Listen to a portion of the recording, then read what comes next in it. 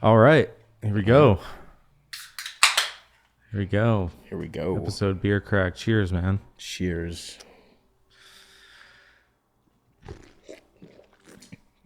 Oh, you weren't joking. That is very Coors Lighty. Oh yeah. So we got the QT beer here. Quitting time. It tastes a lot like Coors Banquet, I think. It does. It's very Coors. Yeah. Yeah. I like it. It's pretty smooth. Yeah, I like it. The only thing I don't like is that it's only 4.3%. Yeah. Not heavy enough. That's a problem. Yeah.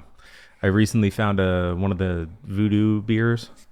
It's a new one they came out with called G-Force. It's 11%. Oh, fuck. Dude, it's fucking great.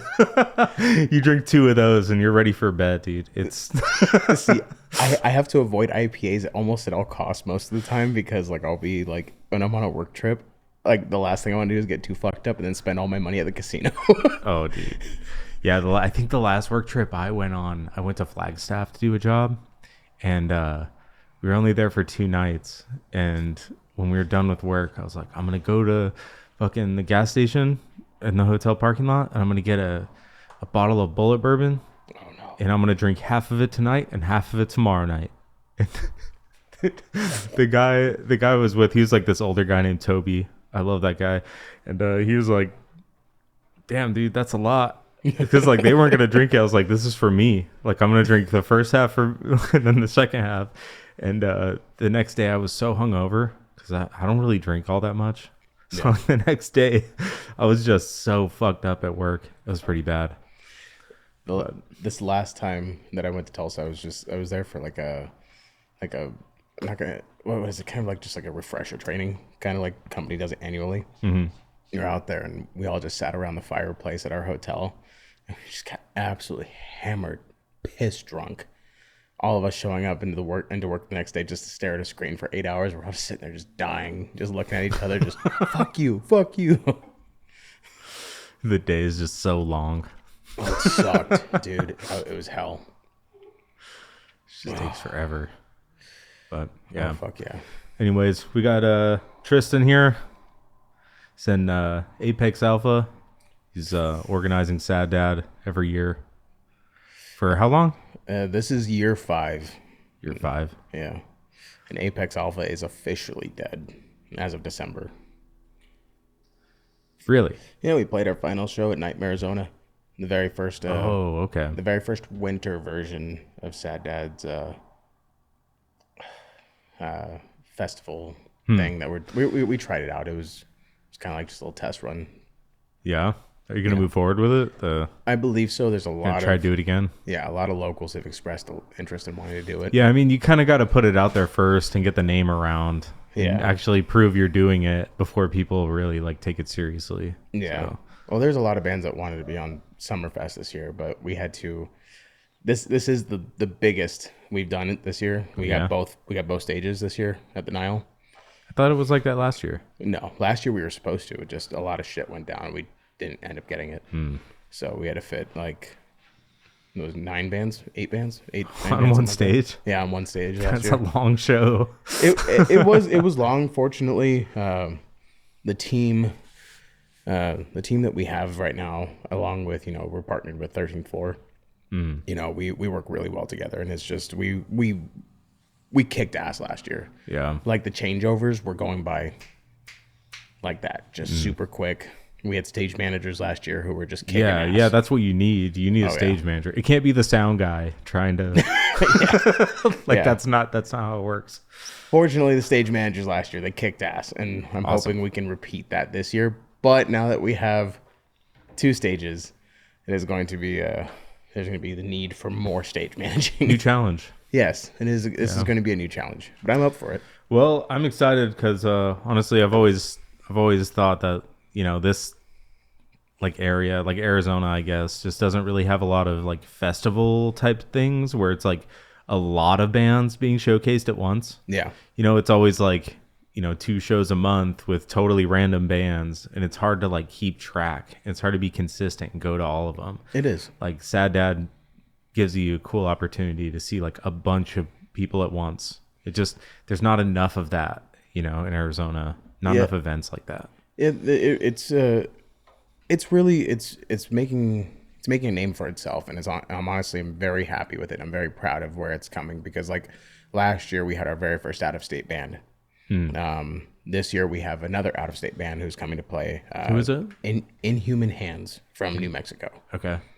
They will be playing the underground stage this year. Well, I mean, a majority of the real big heavy bands are going to be downstairs, and then like I think that's kind of like how we like try to getting it this year, is like upstairs is going to be where like there's still going to be like, you know, metalcore acts and stuff like that upstairs, but most of it's going to be, you know, comparatively like downstairs it's going to be like all the. So you tried to split the sound of each band pretty much. Yeah, like that's probably smart. Yeah, that way, you know, if someone's leaving the underground, you know, beat to shit, you'll understand is because, you know, they were in a pit downstairs. Yeah. If people want to like, you know, if they want to, because it's probably going to be back to back, right? Yeah. So it's like the setup of the top is going to be the, you know, one band's time downstairs. That's how it always is when they do that. Oh yeah. So it's like, I don't know, if you need to go out for a smoke break or something, at least it's not your genre going on upstairs.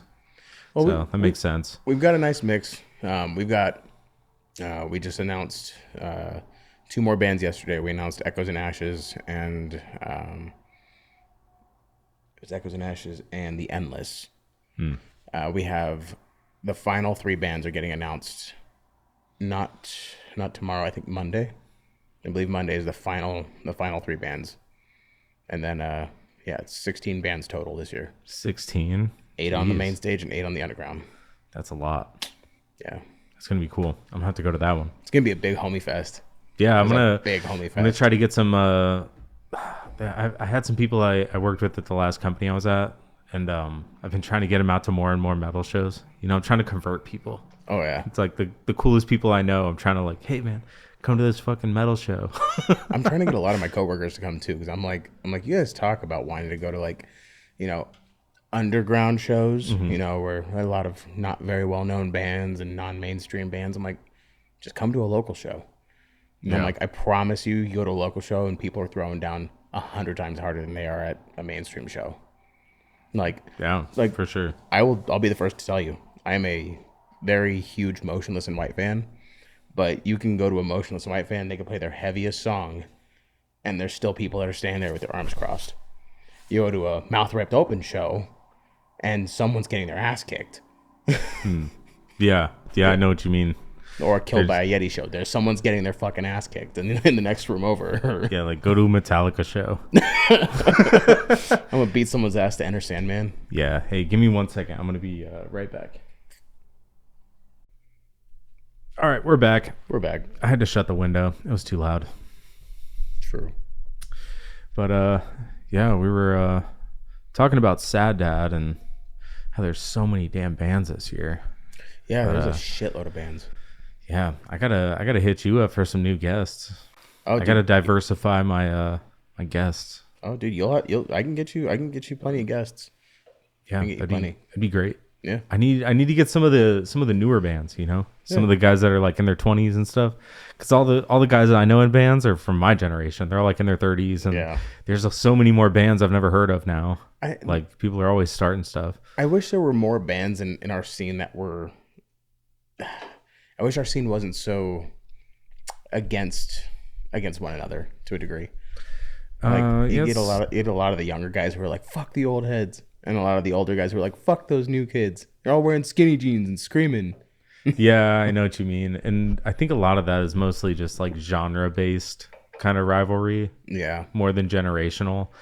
Like they kind of coincide a little bit because, you know, the older guys like way heavier stuff. And like the newer guys are way more into like, you know, the cleans and more melodic kind of melody, like, or melodic songs and genres. But, yeah.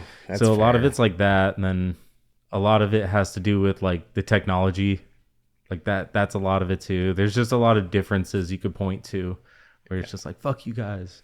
You're all using digital. You're cheating. I see, dude, I still see like, for instance, I love you to death, Gabe, and I know if you listen to this, you're gonna be mad at me for saying this, but Gabe from Killed by Yeti, homeboy still wants to plug straight in and go direct through his amp, and I'm like, dog, just go DI. Yeah. So it's freeing. It's so freeing. Yeah, every like, there's a reason so many people do it. Yeah, because it's better. It frees you up on stage. I like walking around when I'm on stage. Yeah, but I mean, it's teach their own. Yeah, I don't care.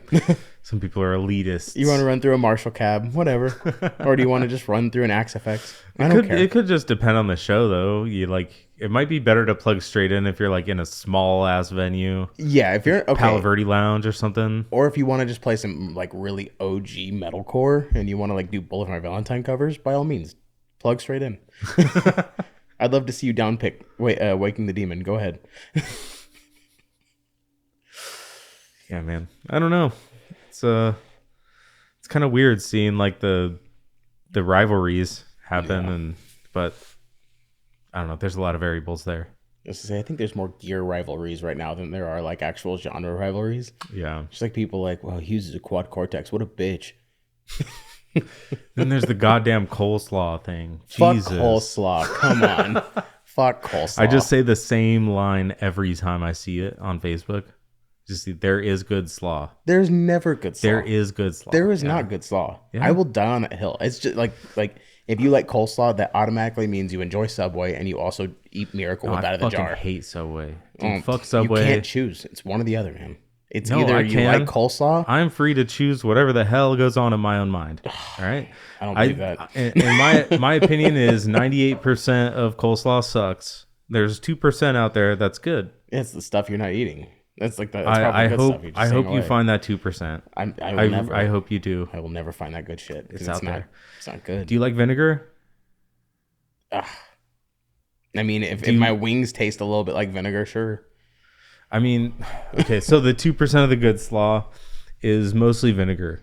Like it's more vinegar than it is the creamy bullshit that's like, I don't know. It makes other coleslaw has like paste in it. It almost looks like Elmer's glue. Okay. Like that shit sucks. Like this stuff is gonna look more like, it's like shredded, but it's not like white creamy bullshit. It doesn't look like tuna salad. It's like more of a salad, more of a real salad, and it has like a vinegar taste. It's way better. When someone goes, "Hey, what sounds good to you? Do you want to go make a really nice, good steak on your grill, or do you want me to take this cabbage and mix it with mayonnaise?" Are you comparing coleslaw to steak? I'm comparing it to like the greatest thing in the world is steak. Coleslaw is like the worst thing in the world. No, don't do that. Coleslaw like is on the losing end of every war. I'm not saying it's the best food on the planet Earth. I don't know, man. But I'm saying You're defending it pretty hard. There is good slaw out there. You can make it good.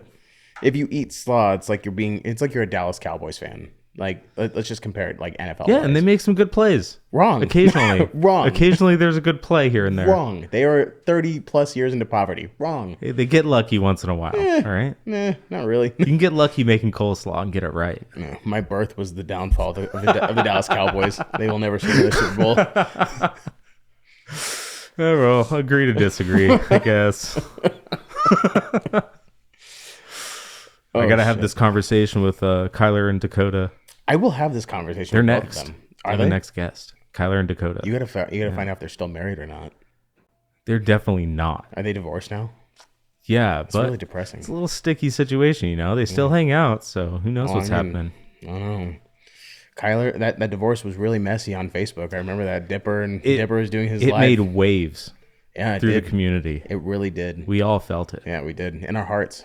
Whether we cared or not, we felt it. Oh, well, whether we cared or not, that's whatever. But, I don't know. Dakota, Kyler, if you're listening to this, you guys would have made some really cute babies. They're going to listen to it. They might even make babies to prove it. Oh, shit. Oh, shit. Yeah, that's going to be a good one. I can't wait for that. I'm excited. You better be excited. You might get fucked up in the interview. We just fight. It's dude, you're going to end up drunk. You're going to be like asking him questions. You're like, so. And Kyler's going to be like, you good, man? Yeah, right, dude. I'll drink those guys under the table. I don't know, man. I've seen Kyler and Dakota go pretty crazy. We went to Dakota when he did his bachelor party in Sedona. Oh yeah, I remember seeing those pictures. I didn't go. I wasn't invited. Oh, dude, we all got It's not like I'm taking it personally, but fucked up. Oh, just call sounds him like out. fun. Just tell Dakota next time you see him, call him a bitch. Hey, next bachelor party, you better Your next bachelor party. Dude, that was fun, dude. We had a lot of people there. There was a shit ton of people there. We got fucked up for like, I think. Did someone get hurt? I think Kyler stepped on glass. Yeah, Kyler, like, Yeah. it's Kyler. I think, He fucking stepped on glass. That's crazy. I think he like straight up just stepped, like absolutely boofed it with his fucking foot and just like absolutely straight through his shit. Yeah. But yeah, we got really drunk. You know Alex Brady? Yeah. Yeah. Alex, I love you and I'm sorry. But, you know, we were sitting there and he's just like, he was absolutely trashed. And everyone's like, he needs some water. And I'm like, here, Alex, I got you something to drink. He's straight up, like, I think it was like tequila or vodka or something like that. And he's like, yay. He starts chugging it and just falls straight back onto his tent. Oh, God. It passes right out. And I was like, everyone's like, you're an asshole. I'm like, he said he was thirsty. Sorry. Yeah, I'm an asshole. I'm an asshole, but at what cost, you know? It was funny. I'm a real homie. Yeah, Alex Brady, he was on this show, and he's actually still the most watched episode on Spotify. Hey, I have no doubt about Like, it. he's still number one. I Like, fucking love that guy so much. Such a beautiful human. If you're seeing this, I love you. If you're listening to this, I love you. yeah, that's why I had him on. The episode description just says like he's like a devoted metal fan in the Arizona local scene. The most devoted metal fan in the Arizona music scene. Yeah. Him and Art, both of Yeah, them. Art for sure, and Chris Hernandez. And Chris Hernandez, absolutely. Yeah, that guy. Yeah. He's at so many shows. Oh, yeah. Oh, 100%. Yeah, I had him on too with his brother. Him and Derek both. That was fun. They were like telling childhood stories and stuff. I love those two. Those are probably like my favorite brothers in the scene. Yeah, like, they might be the only brothers in the scene, but they are my favorite brothers in the scene. Yeah, my brother's not in the scene, but everyone usually likes him. I get him out to shows every now and then. Bring him out to He's usually the biggest motherfucker there. He's like 6'5". Oh shit. 6'4". And he's just like, you know, he's built like me but taller. So he's just like wide and like fucking 6'4", and just He had like, traps of steel, and he's just like, "What are you laughing at?" yeah. If he drinks enough, he'll go into the mosh pit and Dude, just push some people around. here's a funny story, man. What was this? I don't know what year it was. I think it might have been 2018 or 2019. It might have been 2019. It was before COVID. But it was Apocalypse Pony, The Exiled Martyr. I'm trying to remember who else played that show. But I think during Apocalypse Pony's set, or it was either their set or Exiled Martyr set, there was this big dude in the pit. I don't know who he was, but this is at Club Red. This dude had to have been like 6'3" minimum, 6'3", 300 pounds minimum. Dude came like just right down, right on my shoulder, on my right shoulder. And all I felt was a pop. And like I immediately stepped back and I just sat there for a second. I couldn't lift my arm. And John and Franco, the old bassist for The World to Come, dude, like took my shirt that I was wearing and turned it into a sling. I ended up having to go to the hospital. I was at the hospital for like 6 or 7 hours that night. Oh man. Dude, it was fucking crazy. They're like, yeah, you narrowly avoided tearing the entire muscle, but you've got a pretty gnarly tear in there. I was like, hell yeah. They're like, you want surgery? I'm like, fuck no. No thanks. Fuck no. I'm gonna go home and get high. Yeah. Fucking, I fucked up my shoulder at a Slayer concert. Like That's so much better than mine. one of their last shows or whatever, their last tour. Was it at least during Rain and Blood? It was, I don't remember. I was drinking beers and I got drunk. Yeah. And I vaguely remember the show because it was like, it's just so many people. It was hard to forget that. But they, a bunch of people went to the Porta Johns and took all the toilet paper and they made this cross in the middle of the field. Fuck yeah. And like right when Slayer started the first note, everyone jumped out with lighters and lit this cross on fire in the middle. And security didn't even touch them. They just like stepped back. They're like, yeah, we're not fucking with that. Like, it'll go out. Was that at the pavilion? Yeah, or Auction. Yeah. Over at Auction Pavilion? Yeah. Yeah. Dude, I love that fucking venue because you could light shit on fire and the security just does not give a fuck. Well, yeah, they don't want to. They don't want to get fucked up, dude. They're all scared of metalheads, and it's like when people are drunk and they're like raging in a mosh pit, you really want to go up there and stop them? Like somebody's gonna swing at you. Yeah, probably. Like so, might as well just let them go. Like if somebody gets hurt, then you intervene. But if no one's getting hurt, like you can't really do anything about that. It's a mob. Yeah, like it's literally an angry mob. I like think... the direction is at the music, but you know, you don't want it directed at you. So you just let them burn out. Like I think it was last year. When was that? When did Slipknot do their anniversary tour for the self-titled? I think that was last year or the year before. But they were here with Knocked Loose and Vended. I remember seeing about that, but I wasn't really interested. I'm not a huge fan of any of those bands. But so Vended is Corey Taylor's son's band. Okay. And like the pit looked like it was going pretty good for him, you know, for his band and whatnot. Vended, they're really good. He sounds almost identical to his dad. It's so Nice. insane. Knocked Loose comes on, and not a fucking person in that pit was moving. I was so bummed. I loved Knocked Loose. But not a fucking person in that pit was moving. Everyone's just like, "Where's Slipknot?" Yeah. And then the moment Slipknot comes out on and starts playing, these motherfuckers behind us circle pitting around bonfires, and I'm like, "Fuck yeah, okay." Now I'm like waiting for security to come over and like put the fires out. Nope. I'm like, all right. Woodstock, let's go. Knocked Loose. Can't do that band. I love him, dude. Brian Garris sounds like he's just yelling at his parents, but Yeah, that's why I don't like it. that's fair. Not a lot. It's not a. Some people like it. I remember Attila likes it. Attila Mueller, one of my good buddies. I thought you were talking about the band Attila. No, I was like, Attila Mueller. He likes Knocked Loose. Oh, okay. And I always give him shit for it. Like, really, dude? Hey, that new track they dropped with Denzel Curry fucks. You say so. I think it fucks, man. I'd beat the shit out of someone to that one. Yeah, I think I'm more interested in melody than rhythm.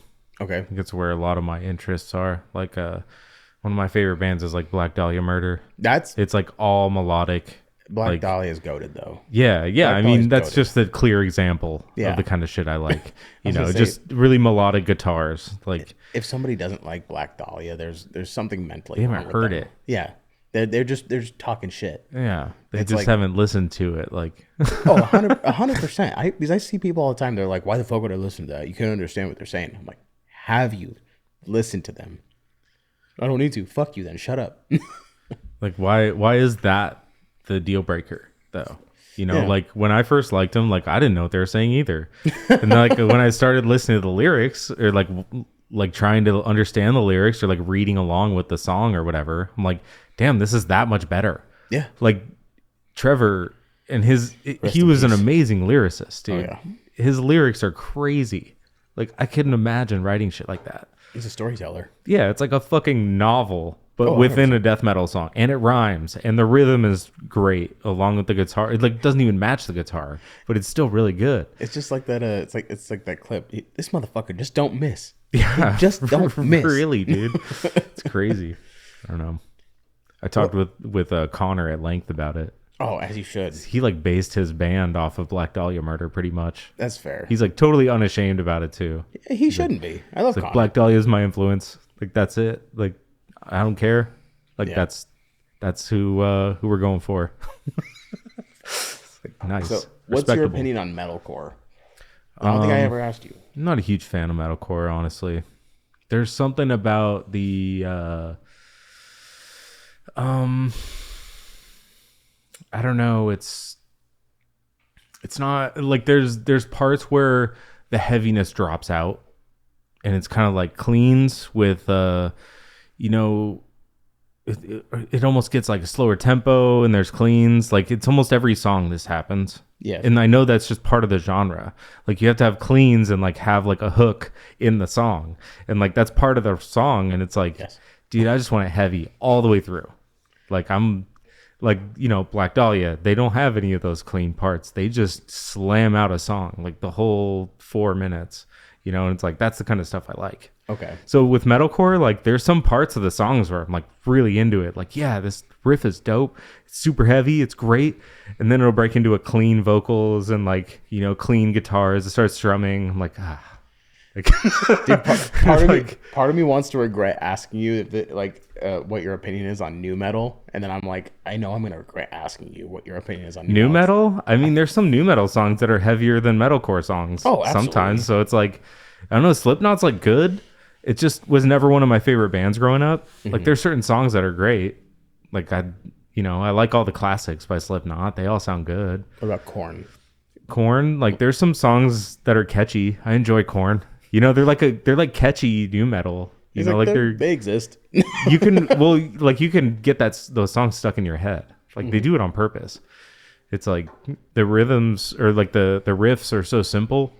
You know, it's like they're odd. They're unique, but they're simple. So it's like you can just hum that when you're, you know, walking to the, you know, bus stop or whatever, or riding your bike. You can just keep the song in your head. You don't even need to listen to it. But like Korn is good. You know, there's some new metal that sounds kind of cool. There's actually a new metal band that only made like one album that I think is fucking amazing. Who? They used to play it on 98 when I was a kid. Okay. It's called Future Leaders of the World. They made one album. Okay. And they were really popular for a time. And I'm sure they fell apart due to drugs or complications or something. Yeah. You know, they didn't make it very far, but damn, they sound so good. Like Future Leaders of the World. I'll have to send that to you. Please send it to me, because I will send you back, I think, in my opinion, one of the greatest new metal bands to come out. What's it called? Okay, so I can't say they've always been a new metal band, but I've been a huge fan of them for years, and they have an album that they dropped in, I think, 2016. It's like my favorite album of all time. I'm talking all time. And people, dude, I get constant shit from like my former band members and my like best friends and stuff like that over me loving this band. But it's Siler, and they have their very first, I don't think it's their first full length, I think it's like their second. It's called Help.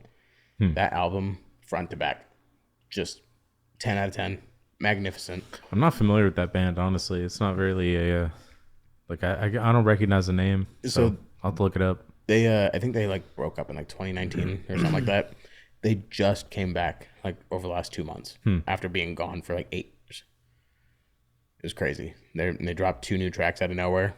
Super fucking awesome. And I'm like, I miss this. This is like that like it's more of like a modern, it's like a modern blend of like Limp Bizkit and it's just a modern it's a modern metalcore Limp Bizkit. Limp Bizkit had some bangers, dude. Limp Bizkit had some songs that were good. Oh yeah. Like 100%. It's really cheesy, but damn. Like they sound good. I fucking love Limp Bizkit. You make it on Tony Hawk? Yeah. You made it on Tony Hawk, dude. That's how you know you made it. When you're on Pro Skater 2, that's it. They didn't know it at the time, but they better know now. Mm-hmm. Fred Durst got to forget about all of his beefs that he had in the past. You never forget about the Eminem one. Why are you picking fights with them? Don't. Don't pick fights with Eminem. All right. I gotta get to this Guinness. You cracked it open. Oh, yeah.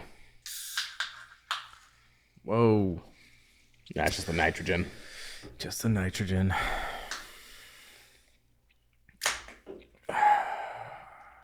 So refreshing. Yeah. So, there's a lot of shit going on in the world right now. Oh, yeah. We're fucked. Yeah. I can't stop thinking about it. Yeah. I kind of like go to bed at night trying to forget about it, actually. Yeah. Just wondering who's going to use a nuke first. You know what? I haven't put money on that one yet because I think any of these dumbasses could do it. I can guarantee you it won't be Iran. Nope. Because I think Iran's waiting. They're pushing. They're like do it. They don't have a fucking nuke. Yeah, they ain't got shit. They're like, come on, do it. Do it. Just fucking do it. Yeah. Dude, they don't want it to happen either. We're so fucked, man. They didn't want this war, dude. They were trying to avoid it the whole time. Yeah, they're just like they're like, we really don't want to do this. And Israel goes, hey, US, can you do it? They're hurting our feelings. No, they said we're gonna do this, and if we do this, they're gonna attack your guys. And we said, okay, I guess we'll just go in. Like we'll go with you. You know, like we got to join up, or else we're gonna get blindsided. And all of our bases are going to get attacked. So they had to join them. Literally, at some point, I feel like what's his name, Pete Hegseth, that fucking douchebag. He's probably over here he's probably like, oh yeah, we got plenty of troops to spare. We haven't lost someone, in a fat little minute here. We've never lost plenty a of war. coffins. We've never lost a war. We've never lost a war ever. Vietnam, that never happened. Not once. That wasn't a war. That was never a war. That was just political policing. It was a UN intervention. Dude, we're so fucked. We are cooked, chat. Yeah. Hopefully God steps in. Yeah, and just eventually stops all this shit. Yeah, dude, fucking, I'm down, dude. Just fucking check in. Like, just give me a tap on the shoulder, man. It's like when you're bullying that kid in high school, or like that kid that's in high school is getting bullied, vice versa, whatever. And you're just like, hey man, we're friends. Tap me on the shoulder when you're gonna do something stupid, Like just pop through, man. Save us. I can't do this shit anymore. I'm going to work and busting my ass, and I'm looking at my check after like 120 hours, and I'm like, cool. So the government's bending me over. Not even giving me a love tap. Like no little, hey buddy. No, it's just immediately. So like, didn't he say like no tax on overtime like during his campaign? Oh, that was bullshit. Yeah, he said that during the campaign. Yeah, how long ago was that? Like 2 years ago? Dude, come on. He literally campaigned on it, dude. And I was looking at my taxes, and like when me and my wife went and got our taxes done, they're just like, yeah, you guys are in a whole completely new tax bracket just because of the fact that you're getting taxed out the ass on your overtime. And I'm like, I hate this. Yeah. I'm away from home, dude. Like, I'm gone almost 2 or 3 weeks. Yeah, you can't actually work your way out of it. Yeah, I'm gone, dude. Like, I'm literally away from home for like 2 or 3 weeks out of the month sometimes. And like away from my family, away from my dog, my wife, everything. Yeah, it sucks. And I come home and I'm like, cool, I could finally be home. And I check my paycheck and I'm like, the government wants me to be gone more. Yeah, that's... I don't know, man. Yeah. I hope Thomas Massey runs, and I hope voting is real. I actually fielded the idea to my mom the other day. My mom's a huge political, like super into politics, and she worked for like the Maricopa County's recorder's office for a while. But I threw out this idea. I was like, dude, give me a Thomas Massey, Tucker Carlson bill. Oh yeah. Oh dude, that Massey and Carlson. That'd be banging. Yeah, that would at least bring some attention. I don't know if they'd win because the system is rigged. I don't know, but if they were going up against like Newsom and AOC, immediate win, W. You don't think one of them would get shot? You know what? Like, you know what? Yeah, that's a fair point. They fucking shot at Trump, and he was on their side. I got to be honest, that's a fair point. It's not like JFK was killed by Israel or anything, but we're not going to go into that. Damn. Trying to demonetize me? They run Spotify. I don't make any money on this. Oh, whatever. Yeah, dude. I think there was a precedent set after JFK. There was. They set a precedent. Yeah, there was. Like, do not tell us what we can and can't do. Yep. Or we're gonna just murder you on live TV. Mm-hmm. Yeah, 100%. Yeah. Don't talk against our goals. Regime. We're gonna murder you on live TV. Mm-hmm.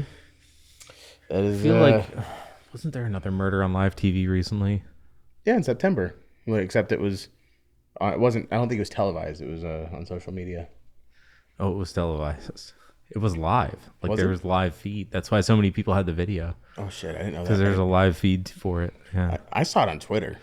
I mean, it was live somewhere. If it wasn't on network television, it was somewhere. But they were live streaming that. Yeah, I saw it live streamed on Twitter. I was watching it.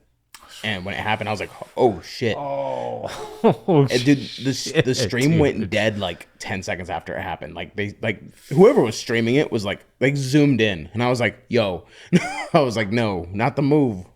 No, that is the move. Get as much info as you can. You should have left that camera rolling. Nah, they started running. They started running. I was like, why are you running? Yeah, dude. I don't know. All the shit I've seen, I'd be the asshole just standing there filming every possible thing I could. Like, I'm pretty far gone on conspiracies, though. Oh, 100%. So am I. I just like, so especially with like how our scene is, I just keep my fucking mouth shut. And like a lot of people, when they decide that they want to have these conversations with me, I just tell them, like, you know what, hey man, you are free to believe whatever you want to believe. I just keep my fucking mouth shut because everybody gets their feelings hurt. You could say one fucking thing and someone's feelings get hurt. And I'm like, you know, at the end of the day, the world doesn't give a fuck about your feelings, man. I've worked for everything that I have since I was fucking 17 years old. Yeah. You know, I've been on the fucking, you know, I was on the streets. I was couch surfing. You know, I was a fucking addict. All kinds of shit. Do you think the world give a fuck about my feelings? Fuck no. They didn't give a shit. The government just wanted my money. And guess what? Here I am. The government's taking my money and now I don't have to be on the streets.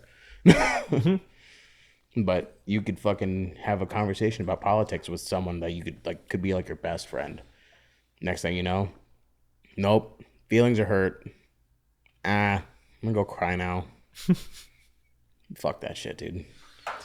It's not even like feelings getting hurt. It's just disagreement on certain values. Yeah. And some people can't really just agree to disagree, really. Nobody to put it simply. It's just an opinion, dude. It's an opinion.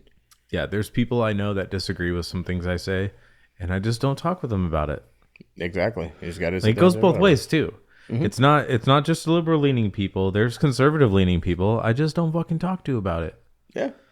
You know, like if I know that they're just watching Fox News and that's all they're watching, you know, I'm just like, well, I can't really discuss this with you because you don't have enough information to talk about it.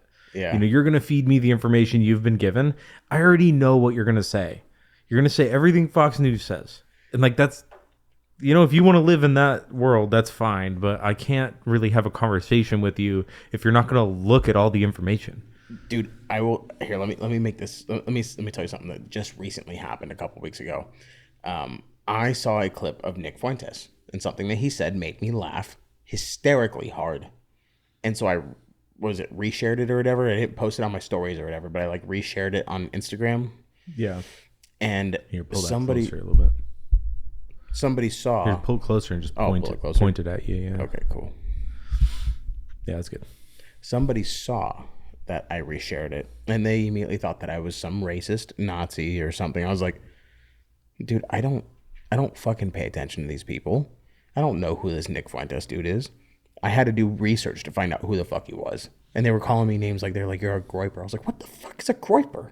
Yeah. I was like, he said something that made me laugh. And I was like, so I reshared it. And they're like, well, you're a Nazi. You followed Nick Fuentes. I'm like, okay, again, who the fuck is Nick Fuentes? Like, I learned Nick Fuentes through headlines like that as well. Yeah. I didn't really know who he was. Like, I knew that Nick Fuentes was getting popular on like Twitter or Rumble or one of those places. Like, I knew that he was like a divisive figure, like that he would say some wild shit. Yeah. You know, like I knew that much about him. I didn't know what he stood for. I didn't know the wild shit he said or anything. Yeah. And then it's like, I guess he went on Candace Owens' show. Like he was talking shit about Candace Owens. And then Candace Owens invited him on the show. He goes on. They had a fine, like polite sort of podcast. She kind of grilled him on some shit, which that's what journalists do. Yeah, journalists do that. Like Tucker does it too. Yeah. Like everyone will grill you on shit.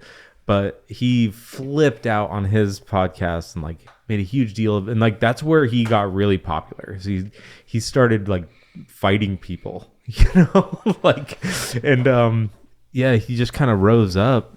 And like through his support of Trump and all that, and he just says the most wild shit you could imagine. But he also has some takes that like it's based on logic, and he says it in a really ironic way, and you're just like, damn, dude, you hit that right on the head. Like after doing research on him and watching some of his videos, I was like, this guy is like the Ronnie Radke of politics. Yeah, that's a good way to put it, dude. Like, he's the Ronnie Radke of politics. Everybody in this scene, everybody in the world's gonna fucking hate him. He's gonna say a lot of on purpose. Yeah, he's gonna say a lot of dumb shit, a lot of shit that you should never say, and shit that you shouldn't believe to a degree, but at the same time, like, it's making you think about it. Yeah, that's the point. The point is to make you think about it. Yeah. Like, hold on, like, step back. He does the reductio absurdum, where he just takes it to the most crazy end point of the logic. Yeah, it's like, okay, well, if that's possible, then you must believe that this, and this, and he just takes it to the craziest place, and you're like, whoa. Oh, dude, I watched one of his videos. I was like, oh, hey, he's making some sense. Whoa, fuck, I gotta turn this off. The FBI agent who's assigned to listen to me is probably getting everything he wants right now. Yeah, I'm already screwed, dude. I'm already screwed. I've said Israel too many times on this podcast already. Yeah. On this one podcast alone. Yeah, this one alone is enough. By the time Kyler and Dakota get here next week, the FBI is going to be waiting for them. And like, so what do you think? The apartment building is going to burn down. Oh, no. Oh, no. Someone got Clinton. You're gaining too many followers. You're getting too many followers. I have 50. This was supposed to be about music. Why is Israel being talked about? Yeah, right. No. It's things beyond sound. Yeah, it's beyond the music. See, this is why I agree with Paul Atreides from Dune. Let's just go back to that real quick. Yeah, dude. Paul's a G. Hey, man. Just the anti-heroes, man. Eren Yeager was right. The rumbling deserved to happen. That one got a little weird. I feel like the writer got rushed. Yeah. At the end. Yeah. Attack on Titan. The first 3 seasons were cool, and the 4th season was like, what the fuck am I watching, dude? Like, this went way out of left field. Dude, I posted and they just like quick tied up at the end. I posted that shit on Facebook, and quite a few people ended up getting pissed off and messaging me and being like, do you understand the underlying message in that? And I'm like, what, Eren Yeager? Yeah. And I was like, hey, yo, the rumbling could probably happen. I'd be cool with it. Even if I'm getting taken out, bro. Like, Thanos was right too. Don't you understand that Eren Yeager is Hitler? I'm not to that degree. I just meant more along the lines of, hey, we could definitely use a nice little. There's a lot of people on the freeway. That can't be true. He's not Hitler. No, it's only when I'm like bumper to bumper with someone on the 101 where I'm just like, a Thanos snap right now might do us some, I'd get home 20 minutes faster, dude. Fuck, 30 minutes faster. Shit. I wouldn't be seeing all these California license plates ever, dude. I went to California a couple weeks ago with my wife, and we went to the zoo in San Diego, and the lady at the zoo who was like, showing us doing this tour, she even outright said it there. The world's most dangerous animal is the California driver. Tell me it's not true. Yeah, that's terrifying. Crazy. Yeah, I have not driven in California very often. I don't. Don't. It's terrifying. Well, they're all here now. Yeah. Well, I mean, Arizona, Phoenix is becoming the next Los Angeles. Oh, yeah. Yeah. That's pretty bad. No, it's terrible. It's terrible. Like, I talked to my family over on the East Coast. Mm-hmm. I guess I can't say the East Coast. They're over in Kentucky. Kentucky? Yeah. And they're like, dude, gas is $4 a gallon here. And I'm like, whoa, what's that like? And I'm like, it's $5, almost $6 here. Like, yeah, even like gas is like, even, you've seen $4 a gallon out there, and they're like, whoa, this is insane. Gas is never this expensive. $4 a gallon is pretty normal almost here in Arizona. Yeah. I mean, I listen to Breaking Points sometimes, and they talk about gas prices, but they are based in DC. Mm-hmm. So they talk about like, oh, it's a $4.50 average across America. And I'm like, where? Okay, so I'm above average every time you mention it. Like, yeah. Arizona is above average every time they talk about gas prices. I'm like, okay, Arizona's getting real fucked. Oh, dude, we're getting fucked. And it's because you have to ship the gas here. In LA, it was like $8.50 a gallon. Over in well, California has all sorts of bullshit taxes too. Oh, yeah. So it's not just the shipping for California. Like, they have ridiculous tax on fossil fuels. It's like, that doesn't help anybody. It's not. Nobody's going to stop driving. Nobody's What is that gonna doing? stop It's just going to put money in the government pockets. Like, what the fuck is that going to do? How's that going to help? What people refuse to understand, what people will continue to refuse to see, is that no matter what you do, no matter what argument you make, every dollar that is coming out of your paycheck that isn't going to something that you wanted to go to is theft. And they're going to keep being okay with it until you sit there and think about it. You go, Washington led a revolution for less than this. Yeah. I mean... Oh, dude, your podcast is fucked. Yeah. NSA's over here licking their lips. No, I've had this conversation multiple times. It's all right, dude. I've started the last one by saying, like, let me get this clear. I hate the government. Let me get this. They're way too big. Super clear. They have way too much power. Way too much. I don't know. It's just the most powerful gang. It really is. Yep. It's the biggest gang with a monopoly on violence. 100%. You could be sitting here starving and, not having enough money to pay for health care and health coverage, but you better believe those fat fucks on Capitol Hill are eating cake. Oh, yeah, for sure. I'll enjoy my beer. The cake comes at a cost, though. Oh, yeah. You have to say yes or no when they tell you to say yes or no. You have to take all the hate mail and the phone calls in silence. Yeah. Don't say shit. Just vote yes or no on these things. And your great-great-grandchildren will have money. It's and they're true. Like, oh, shit. Like, that's a good deal. Hey, I know in the moment you disagree, you end up getting to meet Jeffrey Epstein. I mean, Palm Beach Pete in person. That's crazy. I think that's all a distraction, dude. That shit ain't real. Yeah. That's a distraction. That's another fucking CIA op. Oh, it's a psyop. Yeah, dude. All this shit's a psyop, dude. They're trying to distract from the fact that, people found Jeffrey Epstein in Israel. He's still there. He just flew to Israel and they're just hiding him. He's over there kicking back, man. He's chilling. He's like, thanks, Netanyahu. Thanks, Daddy. Yeah. Probably. I don't know. I feel like he was above Netanyahu. He probably was. I feel like he was beyond the nations, Of like course. there's like these billionaires out there that don't give a fuck about what nation their businesses are attached to. Yeah. It's all just a chessboard. They live beyond the borders of nations, So it's like that doesn't matter to them. So you saying that it reminds me of like what was it happened a couple of weeks ago where some of the troops were reporting back saying that Pete Hegseth and some of the fucking generals were saying that this entire war is meant to start Armageddon and they're starting this war so they could force the coming of Christ. And I'm like, guys, stop. First of all, I've read some stories about people who try to force the hand of God. It doesn't end well for them. It really doesn't. So let's take that first. Just if we're going to believe in all that, that's a bad idea. Yeah, let's don't do that. Just don't do that. Learn Second, from them. I think this is just a psyop to make a story. Yeah. To hide the real reason. You know what I mean? Oh, yeah. They want the entire world to be under one government, one order. They're going to use Israel to do that. They're going to use the United States to do that. These are people beyond the nation states, right? Uh-huh. So if you're the puppeteer of Israel and the United States, or more like multiple nations, you're going to be like, who's the most useful players to take control of the entire globe? Like the USA right now has a lot of money. So there's a lot of our money and our weapons. Israel's in a good spot for all that. Mm-hmm. It's like we can use both of these players together. Like this is beyond fucking Netanyahu and Trump. Like they're just the puppets that are like making all this shit happen. The Greater Israel Project is real. Oh yeah, I have no doubt. But it's not to rebuild the third temple. Mm-hmm. It's to take over the entire fucking world. Mm-hmm.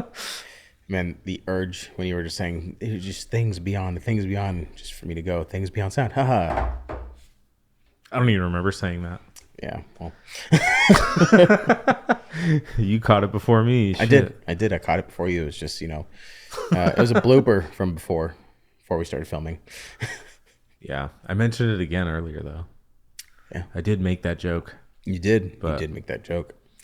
Yeah, dude, I I get into these heated conversations with some people that are just like they come at you and they're like, "Oh, well, you're anti-Semitic." No, I'm not. I'm not anti-Semitic. I'm not racist. I'm none of these labels you want to put on me. I'm just real, and I'll tell you what the fuck is going on because you're too caught up in watching shit on TV to fucking be able to have a mind for yourself. I don't give a fuck who is in office. I don't give a fuck about what anybody is saying online. It's what I'm seeing when it comes to the changes that are happening day to day to day to day to day. You know, I'm watching shit happen in the streets. I'm watching shit happen to my paycheck. I'm watching shit happen to my insurance. I'm like, you guys are so busy being like, too busy going, oh, well, this person's racist. Did you realize that you're missing an extra $500 on your paycheck? Yeah. Right. Did you? No? Damn, that's crazy. Where's all that money going? It's not going to keeping your roads paved. It's not going to, making sure that shit in your state is looking better. No. It's not going into any investigations into a child sex trafficking ring that where they're eating kids the entire globe. Yeah, it's not, of course it wouldn't. Why would it do that? Yeah. You don't want to confront people who are eating children. Why would it? Eating children? No children. Way. Barbecued ribs? No way. Where did you hear that? I've never heard that once. I don't know, man. What was it? I have to pull it up. What was it? How much meat is sold by McDonald's on a day-to-day basis? Ooh, and not the having McDonald's conspiracy. The McDonald's conspiracy, dude. And there's not enough meat on these animals that we have to sell this much. I think a lot of it could be people, plant-based, or sawdust would be way more economically productive than people. People would be kind of a crazy operation to just logistically. It would be really hard to make that many people disappear and ship them to your meat plants and get them into the burgers without anybody finding out. That would be pretty incredible. That would be beyond Epstein's Island kind of coordination, which I don't think anybody has. Unless it's Epstein himself. Well, they didn't even keep that a secret, did they? Nope. They eventually fucked that up. Yeah, so it's McDonald's is another beast, dude. That's way more complicated than just running one sex island. That's millions of stores, dude. Dude, I'll tell you right now, I feel like if we did an even deeper dive, it's probably just tree bark. It's like the Rothschilds. It's like the Rothschilds have people they're just keeping in a basement. You know what? It's bugs, dude. It's crickets. Dude, shut the fuck up. I don't want to. It's crickets, dude. Your Big Mac has 17 crickets in it. I don't even eat McDonald's ever. And I feel like if I drove by and I heard a cricket, I would probably lose my shit. Sometimes I get some of those quarter pounders, dude. For some reason. I just can't, dude. For some reason. They hit right. Every time I eat McDonald's, I think the last time I actually ate McDonald's was a year and a half ago. And I ate it, and I was immediately this was a bad idea. Why the fuck did I do this? So I do that every time I eat Panda Express and Chipotle. I love Chipotle. I love Chipotle, but for some reason, it just fucks me up, dude. It makes me feel so terrible. I feel tired and sluggish. Yeah. My stomach starts hurting, and then, it just fucks me up for the rest of the day. And see, where I live, like I said, about 5 minutes from you. Right where I live, the Chipotle is right next to Dave's Hot Chicken. So I always have an option. I'm like, am I going to go to Chipotle or am I going to go to Dave's Hot Chicken? Dave's is all right. Dave's is pretty good too. Fucks. Yeah. Dave's fucks. I like that place. If you got a cold Guinness and you got a nice little box of some real spicy chicken, dude, that's the shit, man. I'm telling you. Yeah. Have you ever had the hottest one, the Reaper one? No, I'm not that stupid. I bought one once. We did an online order. And we got one of the super hot ones, and it says you have to sign a waiver. Yeah. We just put in the comment section I don't care about the waiver. Please just let us order this online. And they ended up sending us 2 of them. Hell yeah. So we just got 2 of them. We're like, all right, cool.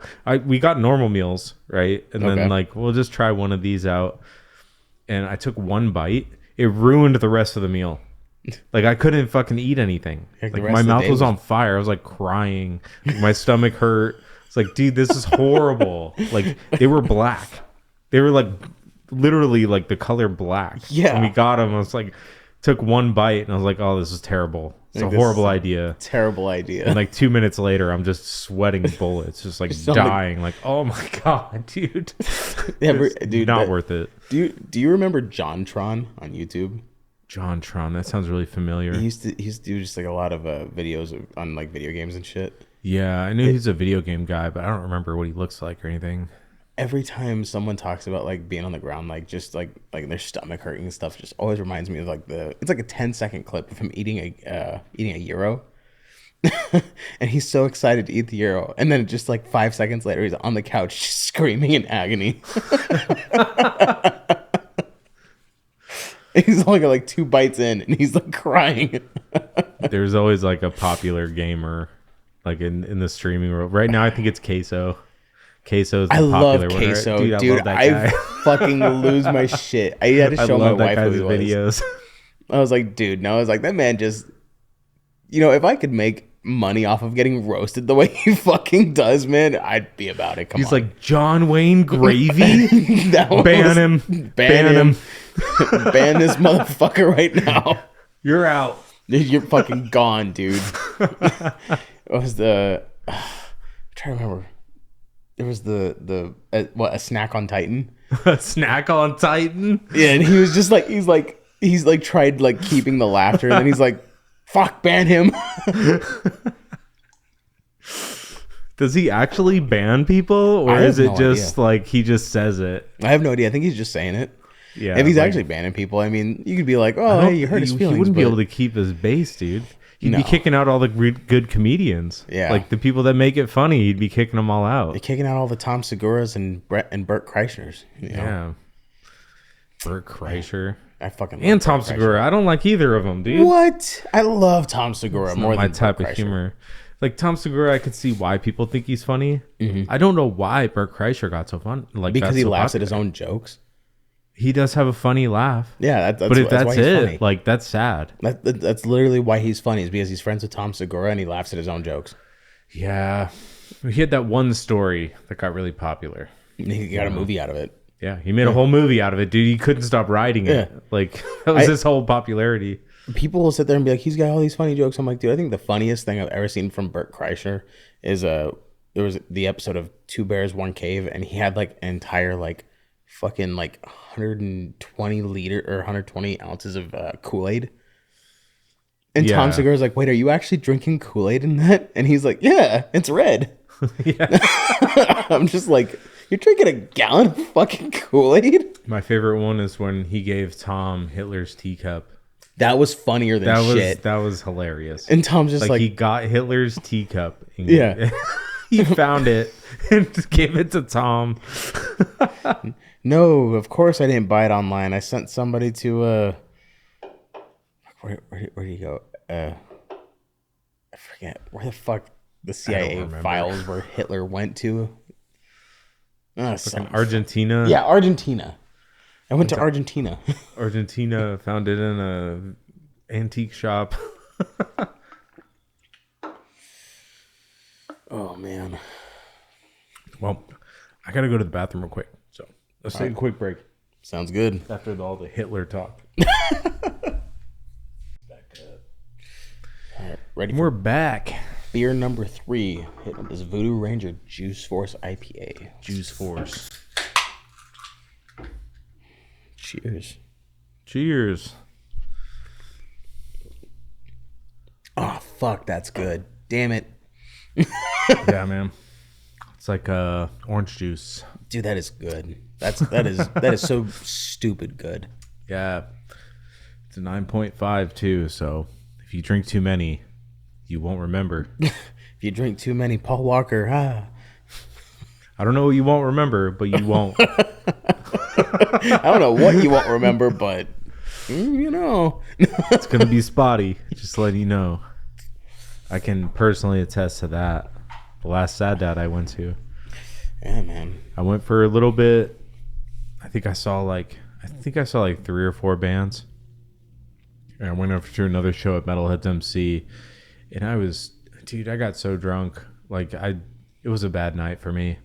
I think that they yell, like somebody told me this, right? This is just third hand account because I wasn't there.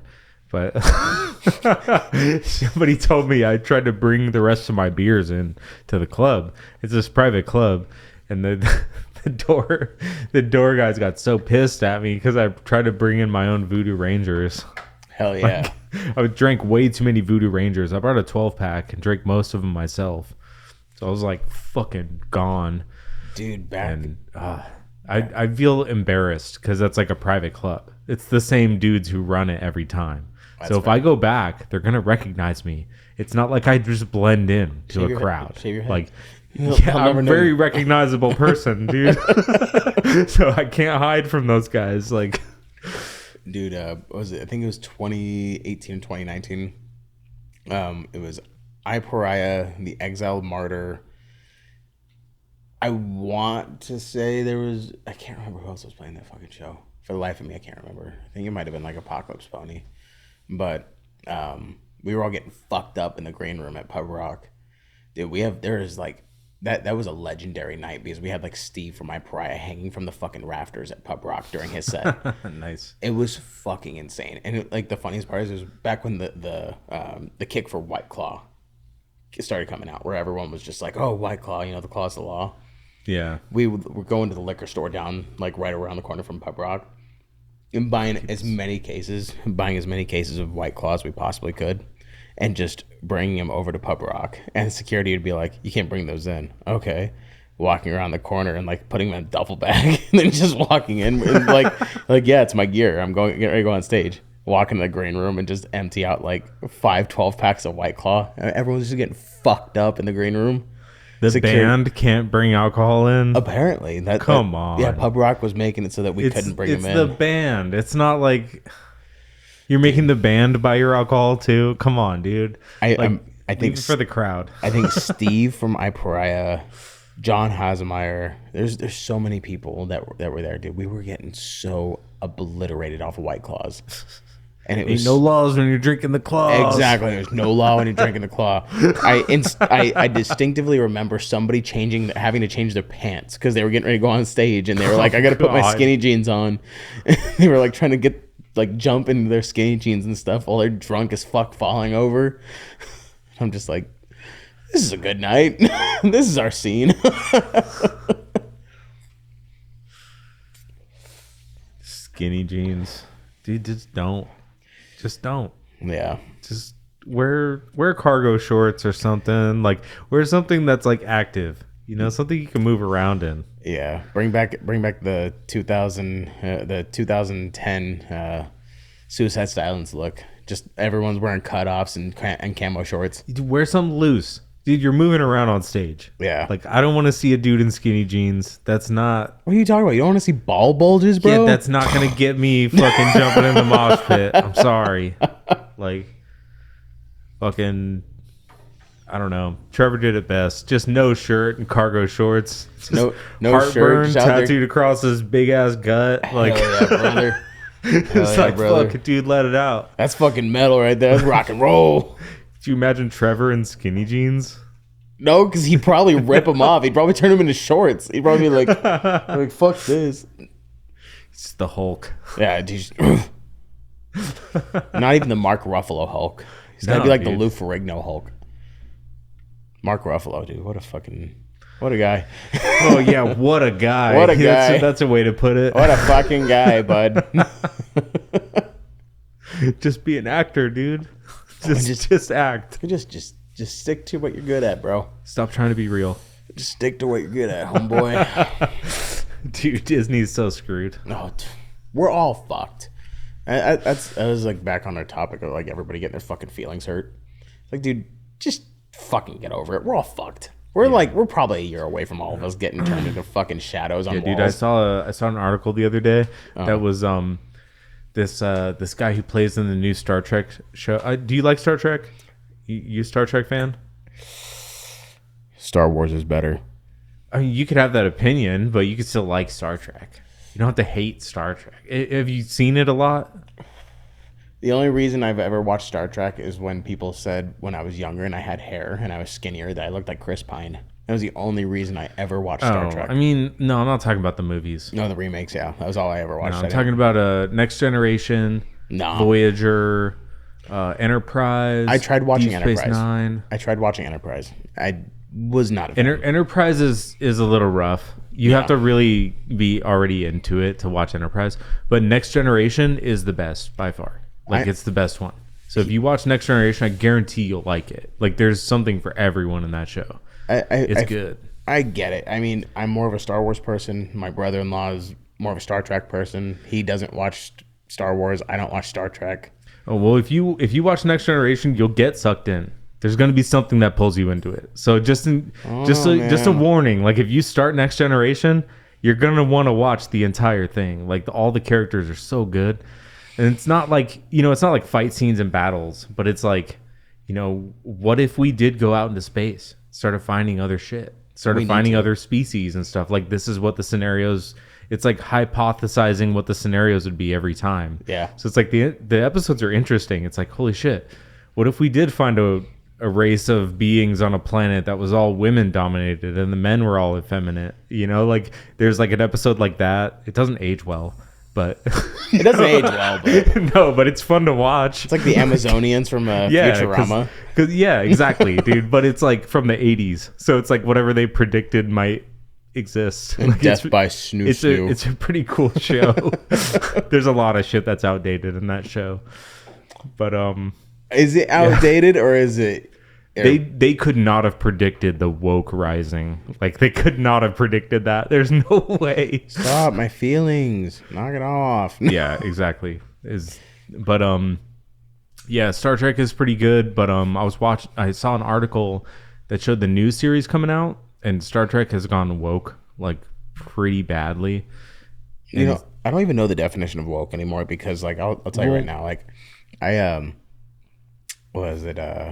I remember there was I had this conversation with a friend recently where they're just like, what reasons would you ever like disown your own kids? And I sat there and said, well, if they ever come out as a furry, like, I'm putting you up for adoption immediately. It's a strong case. Yeah, like, you come out as a furry. It's a strong case. And they're like, why would you do that?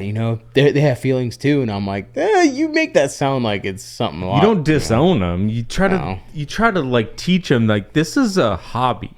This isn't you. You're showing up at a Denny's in a fursuit, dude, and I hear you making sounds that are not human. I am going to be like, hey man, here's an orphanage. Here's $20.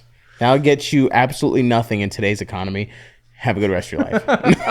Dude, I just recently watched Zootopia. Oh fuck. And like, it's just coincidence, but the rabbit, like, her dad says like, it's okay to have dreams as long as you don't believe in them too much. It's like, damn, dude. I can't remember where the soundbite is from, but it's like, it's okay, kid. I had stupid dreams when I was your age too. Yeah, it's like that, dude. It's like, okay, like, you wanna entertain a fantasy, like, that's, everyone's got fantasies, but like, dude, you're a human being, and you have what you're dealt. That's it. That's what you got. Like, you have to live within those parameters at some point. You really have to. You don't have much of a choice. You cannot be a dog. Sorry. I don't look. It's impossible. If you want to be a lamp, that's fine. Just don't ever fucking talk, because lamps don't talk. Shut the fuck up. Dogs don't talk either. Dogs Neither do cats. Dogs bark, but if, like, most of the time when my dog barks, I tell him to shut the fuck up. So if I tell you to shut the fuck up and you get mad at me and say it's hurting your feelings, I'm sorry. My dog doesn't tell me I'm hurting his feelings. He goes, okay, and walks away. Yeah. And he goes and just chills and kicks back and squeaks his squeaky toy. This Star Trek article said that this guy was surprised at the backlash that he got for playing Star Trek's first gay Klingon. It's like, what? The Klingons are supposed to be the warrior race. They're like the Vikings, the raiders and pillagers, and there's a gay Klingon in this show. Nuh-uh. And it's like, yeah, and he's like, why is there so much backlash for this? You're like, dude, it's like The Acolyte. What do you mean? Why is there so much backlash? Like, you didn't see this coming? It's like, I guess if you're raised in LA and you're just aspiring to be an actor, You know, everyone's going to tell you like, oh, being gay is actually a virtue. It's like, oh, it's just a thing. It's not, it doesn't mean you're better or worse. Like, dude, I did you ever watch The Acolyte on Disney Plus? No, that Star I Wars avoided series? it on purpose. Dude, I don't want to watch it. The director, I forget what her name is, but the director, they went on like did this interview, and she was just like, tell me R2D2 is not a lesbian. And I was like, what? I was like, excuse me? I was like, what do you mean? Are you imagining R2D2 scissoring with another droid? R2D2 is not even a girl. R2D2 is it's literally it's just a piece of metal. It's not a girl. Yeah. It's not a boy either. Yeah, it's a piece of metal. And they're like, well, R2D2 is gay. What do you mean? Doesn't even have sexuality. Yeah. There's no sex there. And they're trying to create something where it's not. I'm like, oh my gosh, shut the fuck up. There's a reason why season 1 is. I just want to know why R2D2 didn't say anything to Luke. Like, that's that's the real question. That's a fucking valid point. That's a huge plot hole. I don't give a fuck if he's lesbian or she's lesbian or like maybe he's a male to female trans. Like, I don't fucking know, dude. I don't care. I don't fucking know. Why didn't he say anything to Luke? I don't know. Maybe R2D2's a furry, man. Could have filled him in. Know. Yeah. Could have at least filled him in. Could have been. It would have made the story a lot easier. Man, you've got a nephew, right? And he's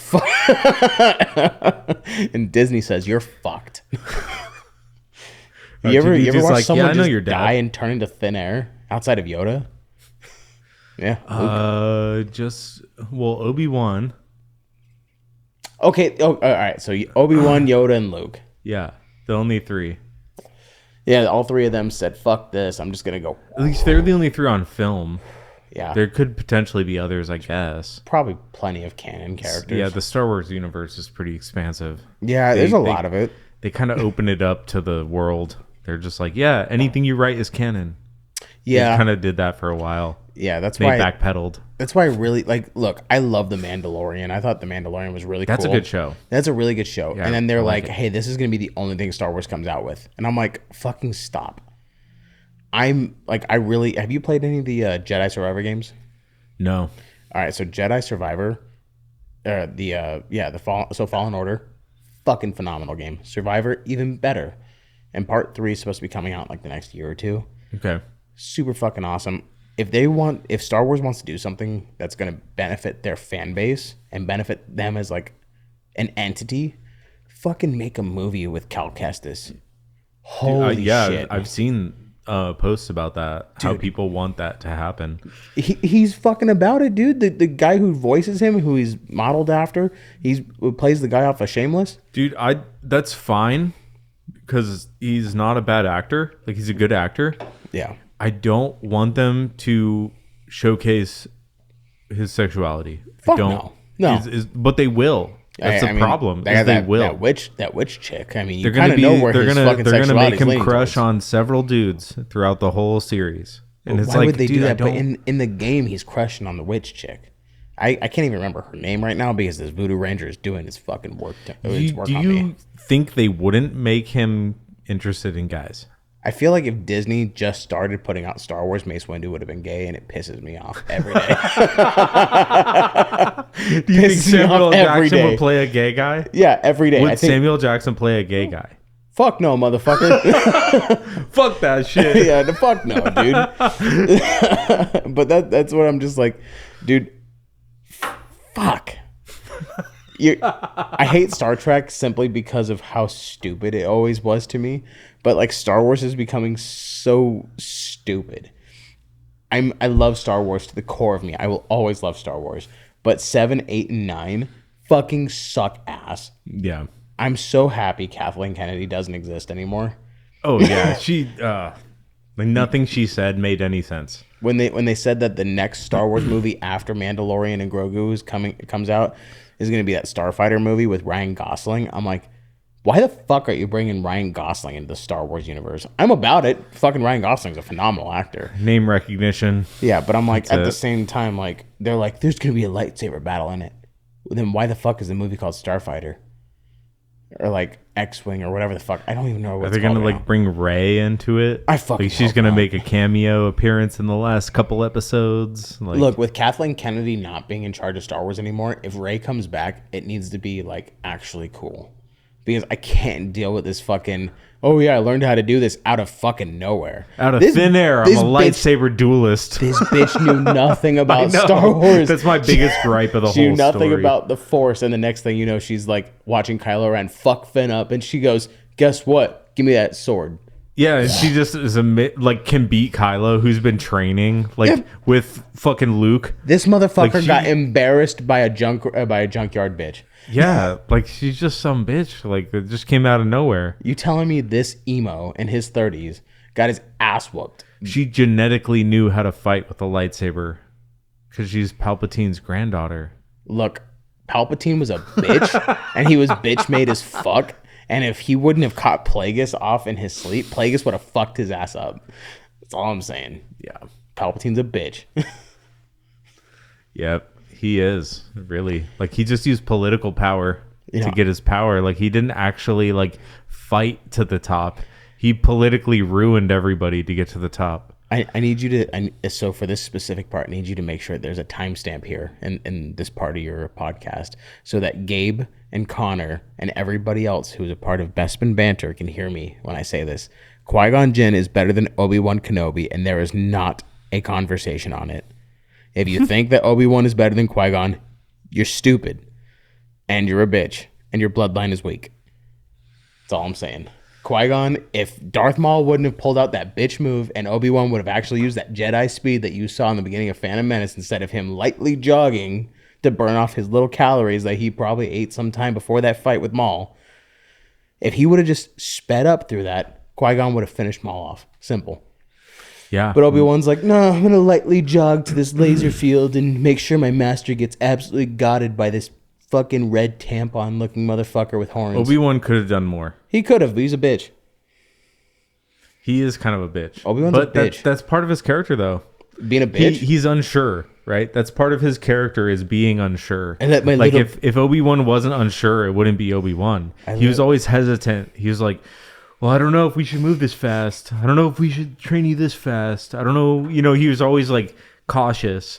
And it's like, I appreciate that part of him. Like that was his weakness, is that he was cautious. Like Anakin wasn't wrong.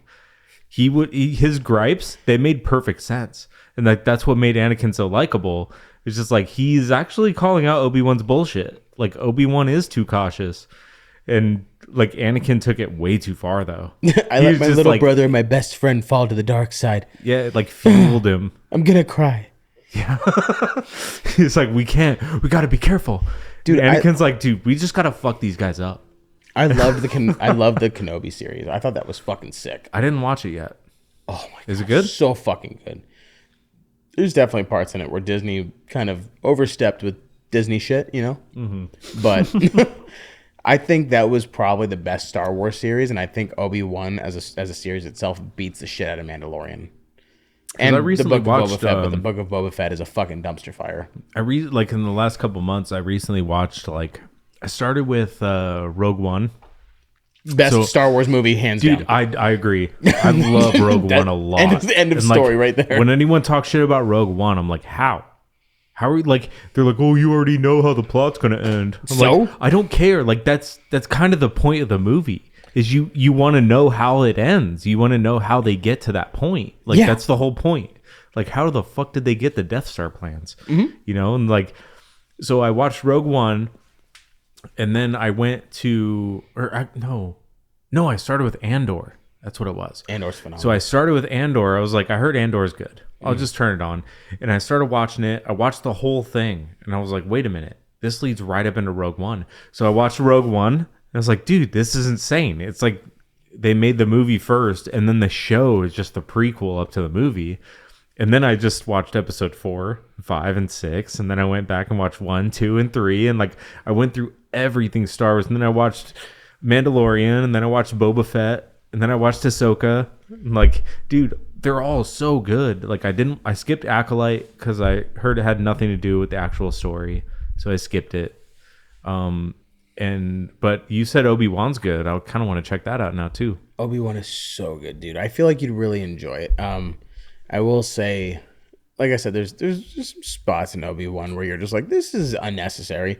But you're like, I fuck with this heavy. There's a lot of Mandalorian episodes that are like that too, where it's like they didn't need this. Yeah, but if you have views that are like, like Gabe from Killed by a Yeti, where he's like, Obi-Wan's infinitely better than Qui-Gon, you're obviously wrong. Does Gabe say that? Gabe thinks Obi-Wan is better than Qui-Gon.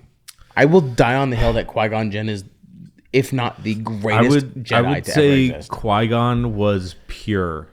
As far as like what the Jedi like laws state, like he is a pure Jedi. You know what I mean? Jinn's the Tucker Carlson of the Jedi Obi-Wan Order. had weaknesses. Qui-Gon did not have weaknesses.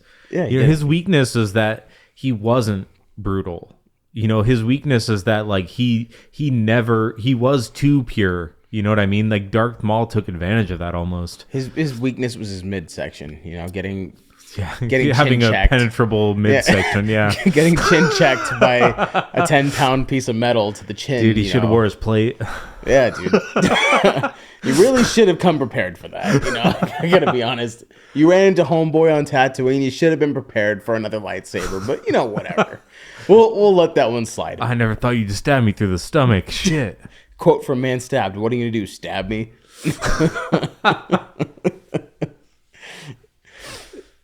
Yeah, Obi-Wan. He was great. He did some good shit. I mean, okay. Let me ask you a question. If you had to choose between one scene, just one scene, or sorry, actually one fight from Star Wars, why would it be Luke fighting Vader in Return of the Jedi, or Obi-Wan fighting Anakin in Revenge of the Sith?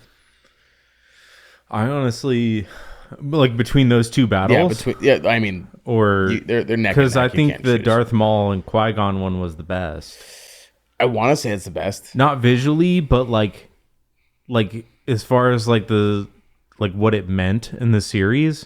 Dude, Qui-Gon versus Darth Maul, that was the point where everything changed. It was when Qui-Gon died. It was like, oh fuck, dude! This young Jedi Obi-Wan now is going to take on training the guy who's going to change the balance of the Force. Like that moment where Qui-Gon died was like, fuck, dude. I high-key wish Obi-Wan would have been the one who died. Yeah, because like Qui-Gon would have smacked the bitch out of Anakin. Yeah, because Darth Vader never would have happened. Yeah, no, ever. Qui-Gon would have smacked the bitch. It's almost like Obi-Wan's like hesitancy and caution was because of the warnings of the council, whereas Qui-Gon was just like, fuck you guys, I'm going to train him. And he would have done a great job. Yeah, Qui-Gon was like, you guys are being bitches. Yeah, he always had that in the back of his head. Yoda saying like he's got a dark presence in him, Well, he also had Mace Windu, and I will throw this out there right now in case, again, Gabe is listening to me. Qui-Gon would have absolutely dusted Mace Windu in a fucking lightsaber duel. Just throwing that out there right now, Gabe, if you're listening to this. Star Wars. I don't know. I mean, technically in the lore, they call Mace Windu one of the best lightsaber duelists. He is one of the best, but the problem is the fact that it's two gray Jedi going against one another. Mace Windu had a tendency of tapping more into his dark side during That's true. During an actual he had more power. Duel. Yeah, but Qui-Gon was smart with it. He was like, "Oh, you're gonna get mad, dude." Qui-Gon was a troll. Yeah, he was tactical. Yeah, he was a troll. He's like, pussy. Get Mace Windu swinging, and he'd be like, "Oh, damn, you got stabbed." He would goad people into attacking. Yeah. The only problem is he had Darth Maul, who was just a bitch, and was just like, "Hey, man, you ever been chin checked?" Yeah, Darth Maul had all those cheap moves, those kicks, dude. Fucking bitch, dude. Fucking A, dude. Those kicks pissed me off. He always kicked them right when he was like going in for the kill. It's like, God, stop spinning. Stop kicking. Stop spinning, you bitch. Just seriously, stop spinning, dude. Just little fight piece me. Of shit. Fucking bitch. 1v1 me, pussy. Let's go to Rust. It's like you pull out a knife and he just has the fucking op, like Counter-Strike. Bam. You brought a knife to a gunfight? Fuck you. Did I try playing Counter-Strike recently? I've never played it. I had a buddy of mine give me a PC. He built a new one. Oh, fuck, and he gave me his old one, which is it's still pretty damn good. It has a RTX 3060 in it for the graphics card. I don't know what that means, but my buddy told me it's decent for what's out right now. But dude, Counter-Strike is hard. I used to play it back in the day when I was like younger, but dude, it's fucking hard, and I cannot figure it out. I suck so bad.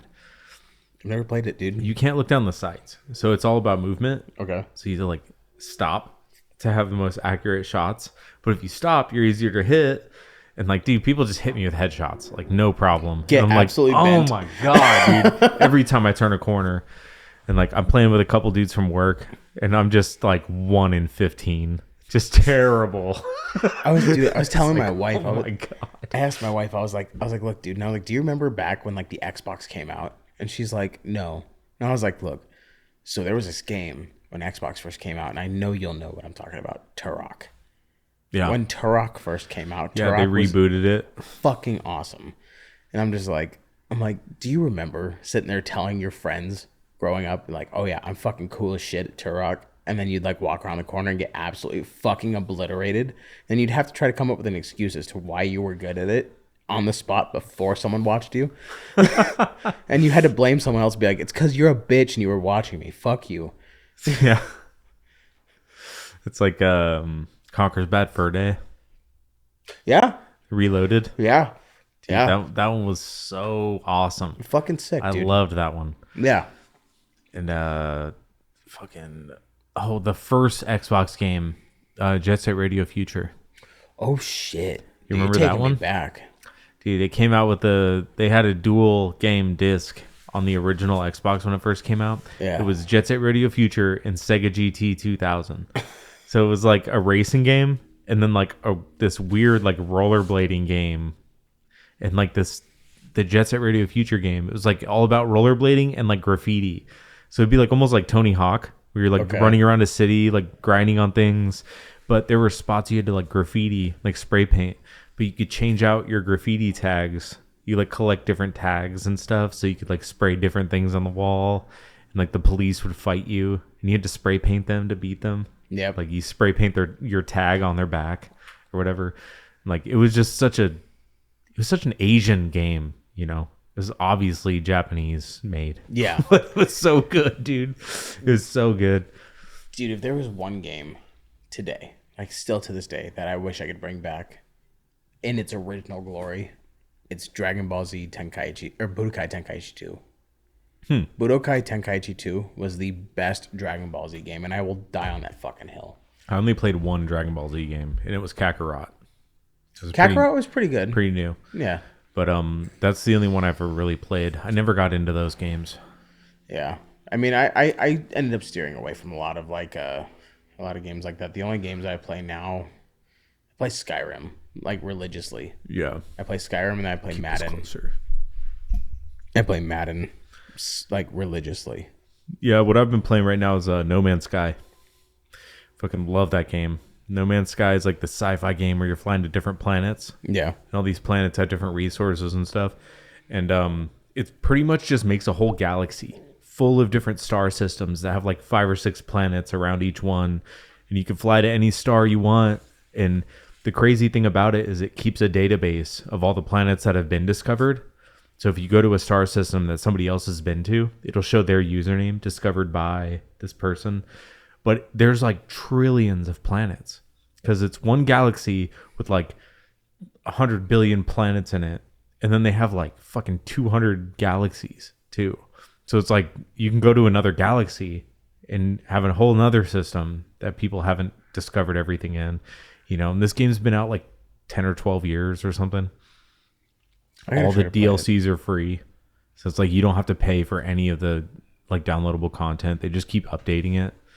But it's pretty crazy game. Like there's so much to do. You don't know what to do next. So it's just like, oh yeah, you have to fly to this planet to do this quest, but you find something that like activates another quest and you're like, shit. You need to like choose which one you want to go for, and you could always come back to the next one. It just the list just keeps growing as you're going through like of things to do. But that one's super fun. Yeah, No Man's Sky is good. It's on pretty much every system, even Switch. Okay. I used to play it on Switch, but some of the newer updates they didn't add to the Switch version because it's just too much for the Switch. There was one game I have a lot of friends who have been trying to get me to play. It's Phasmophobia, I think that's what it's called. I've heard of it. Yeah. Okay. Yeah, because like a lot of my friends play it and they say it's like play it like 4-man group or something like that. It's like Yeah, four it's like player. one of those thriller games where you're like running from something. Yeah, and I was like, that sounds cool. I haven't played like a thriller or horror game since Dead Space 2. Oh yeah, And that Dead one was Space 2 creepy. fucked me up. Dude, that one was creepy. Dead Space 2 fucked me up. Sitting there playing in a dark, quiet room At like with headphones 1 on. a.m. Yeah, 1 o'clock in the morning, stoned off my ass, fucking absolutely high as shit. I think, actually, to be fair, I think the first time I played Dead Space 2, I was fucking tripping on acid. So I was having a terrible fucking time. And I was thanks. I was like, fuck yeah, dude. I'll drop a couple tabs and play Dead Space 2. Terrible time. Fuck no. I think I cried. I couldn't even play Minecraft on acid. Like, oh, I could, dude, for hours. Absolutely. I'd be over here going, whoa. no, I laugh too hard. Like things are too funny. Like I find everything hilarious already. Even the worst, most horrible things you could think of. Like I'll find a way to make it funny. And it's like when I'm on acid, like I've tried it a few times. I don't think it's for me. Because like I laugh at things to the point where I'm just hyperventilating. I just can't stop laughing. Because I keep thinking of things that are funnier and funnier. And I'm like, I can't even say what I'm thinking of because I'm laughing too hard. It's like I'm laughing at jokes I'm just thinking of. And if anyone else is in the room, they're just like, "Are you okay? Are you like, good, bro?" And you're like, "Fuck no, I'm fucked up, dude." I'm like crying, like just laughing, like I can't breathe. You're like, "Dude, I'm so fucked up. Leave This me is alone." hilarious. Like you guys have no idea. Like I wish I could tell you what's going through my head right now. I couldn't even tell you because I can't even visualize it. Yeah, it's acid no good for me. I end up just fucking losing my shit. I used to love psychedelics. I've been sober for a very long time now. I mean, I still smoke weed on occasion, but for the most part, I'm very sober. Like, just drinking beers. Yeah, I'll just drink beers now. I drink beers, and I'm like, if I really want like more alcohol, it's like I do like tequila sodas, and that sounds really fucking gay, but it's like, dude, you want something that will fuck you up real quick. Tequila sodas will fuck you up. I just drink whiskey. Oh, whiskey's good too, but I'm talking like if you go to the beach, man, you're just like, I want something that'll fuck me up real quick, dude. Try tequila soda. Someone like do 2 shots of fucking tequila and some of that tequila's fucking. Pretty sweet. So it's pretty. It's like candy by itself. Oh yeah. Yeah. And the next thing you know, you're like walking around. You're like, whoa, why is everything moving? Uh-oh. Yeah, dude. My choice is usually mushrooms when it comes to like tripping out. I haven't done shrooms in fucking forever. Dude, mushrooms are my favorite because like I feel like I don't know, when I'm high, it's like natural. I feel like I don't feel like anything is wrong. It's just like I'm experiencing things differently, but it's not like, dude, on acid, I feel like something's wrong. Like, dude, everything's so funny and like I can't breathe. I get scared. It's like, dude, that's funny. And I'd start laughing because I'm scaring myself. It's like, dude, with mushrooms, it's just like everything is just like real. You can see everything how it is. Like you don't have your personal biases in the way almost. And it's like all the filters drop. Yeah. The one thing I really enjoyed about mushrooms was like the fact that like I would forget what depression meant for like 3 months, and I was diagnosed with like clinical depression when I was like 10 years old, dude. Yeah, like you kind of sort out a lot of your thoughts in your head when you do mushrooms. Yeah, dude. And it's like for like almost 3 months, almost like 2 to 3 months after you do shrooms for like the first time, or even not even the first time, just like the first time in like a long time, you do it, and like your serotonin is at just this peak level for so long, and you just forget what it's like to have such a dip. Yeah, where you're just like, dude, you're like, the world, like there are so many people that are fucking going through some deeper shit than me. Mm-hmm. So I stubbed my toe today. That's crazy. Did my entire family get blown up? Fuck no. All right, I don't know why I'm sad. Well, it kind of I feel like what it does for me is it like drops my personal biases on things. And I can look at things for how they truly are rather than having my personal bias get in the way and like, oh, poor me. It's like, no, it's just these things.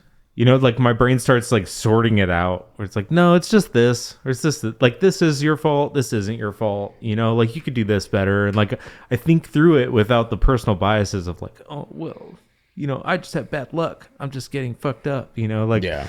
it's like mushrooms kind of sort that out. And you're like, no, you're just kind of being a piece of shit here and they're being a piece of shit there. And probably should think about some of the shit you say real quick. Hey, don't say that. Don't say that. Don't say that. Say yeah, exactly. Else. Like, come on, that's irrational. Yeah. Like, you don't have to keep saying that to yourself. You don't need to yell at this person. Just ask even yell at yourself. Like, I'm yelling at myself more often than anybody else. Oh, fuck yeah. I yell at myself all the time in my head. It's like mushrooms kind of calm that down a little bit. It's like you don't have to scream at yourself. You're not dumb. Oh, like, yeah.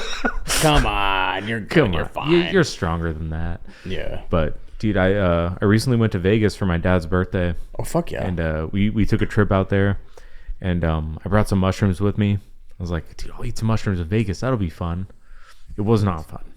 It was not fun, dude. Critical mistakes have been made. Well, it wasn't even a critical mistake. It was just like, what a waste.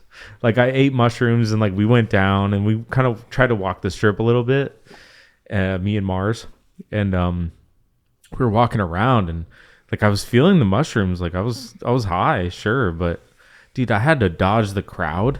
I had to worry about where I was. I was like paying attention to everyone around me. Like, it's like, dude, I was like getting exhausted. I was like, this is to work. Like I want to be in the hotel room just chilling, dude. Right now, dude. I'm scared. We just abruptly turned around. We're like, we're going back to the hotel room. It's like we turned on Rick and Morty. It's like, dude, I'm just gonna chill here. Like this strip is not the place to do mushrooms. Like, dude, the last time I went to Vegas, dude, I was with one of my buddies at his bachelor party, and we were driving. Like, his father-in-law was driving, but we were all like riding in the bed of his pickup truck, and we're all high as absolute fuck. And I just look out and I see the sphere, and I'm just like, you know what? I'm terrified because I know that thing is fucking huge. I'm just looking at it and I'm like, it's so small. I can go like this with my fingers. Nope. Have you ever walked up to it? Yeah, you get close to it. You're like, oh, dude, it's wild. Those LEDs are like 3 feet apart. Yeah, like it's a huge and like massive. Those pucks. It's like a puck of LEDs that changes colors, and they're so damn bright. Holy shit! I saw, what was it? Didn't Tool do like something at the fucking Sphere or something like that at one point? Metallica's gonna do a residency there for a couple months. I kind of want to go, but I don't want to go. I hope they only do like. I feel like I was born too late to see Metallica. Yeah, I've just decided like I'll never see them live. I have so many friends who are like, the Black Album is the greatest. I'm like, no, it's Master of Puppets. Yeah, no, and they're like, no, it's the Black, and I'm like, no, wrong. There's a few other albums that are above Black Album. Like, people will die on the Black Album, and I'm like, Master of Puppets is goated. I'm kind of an outlier. I like their first one.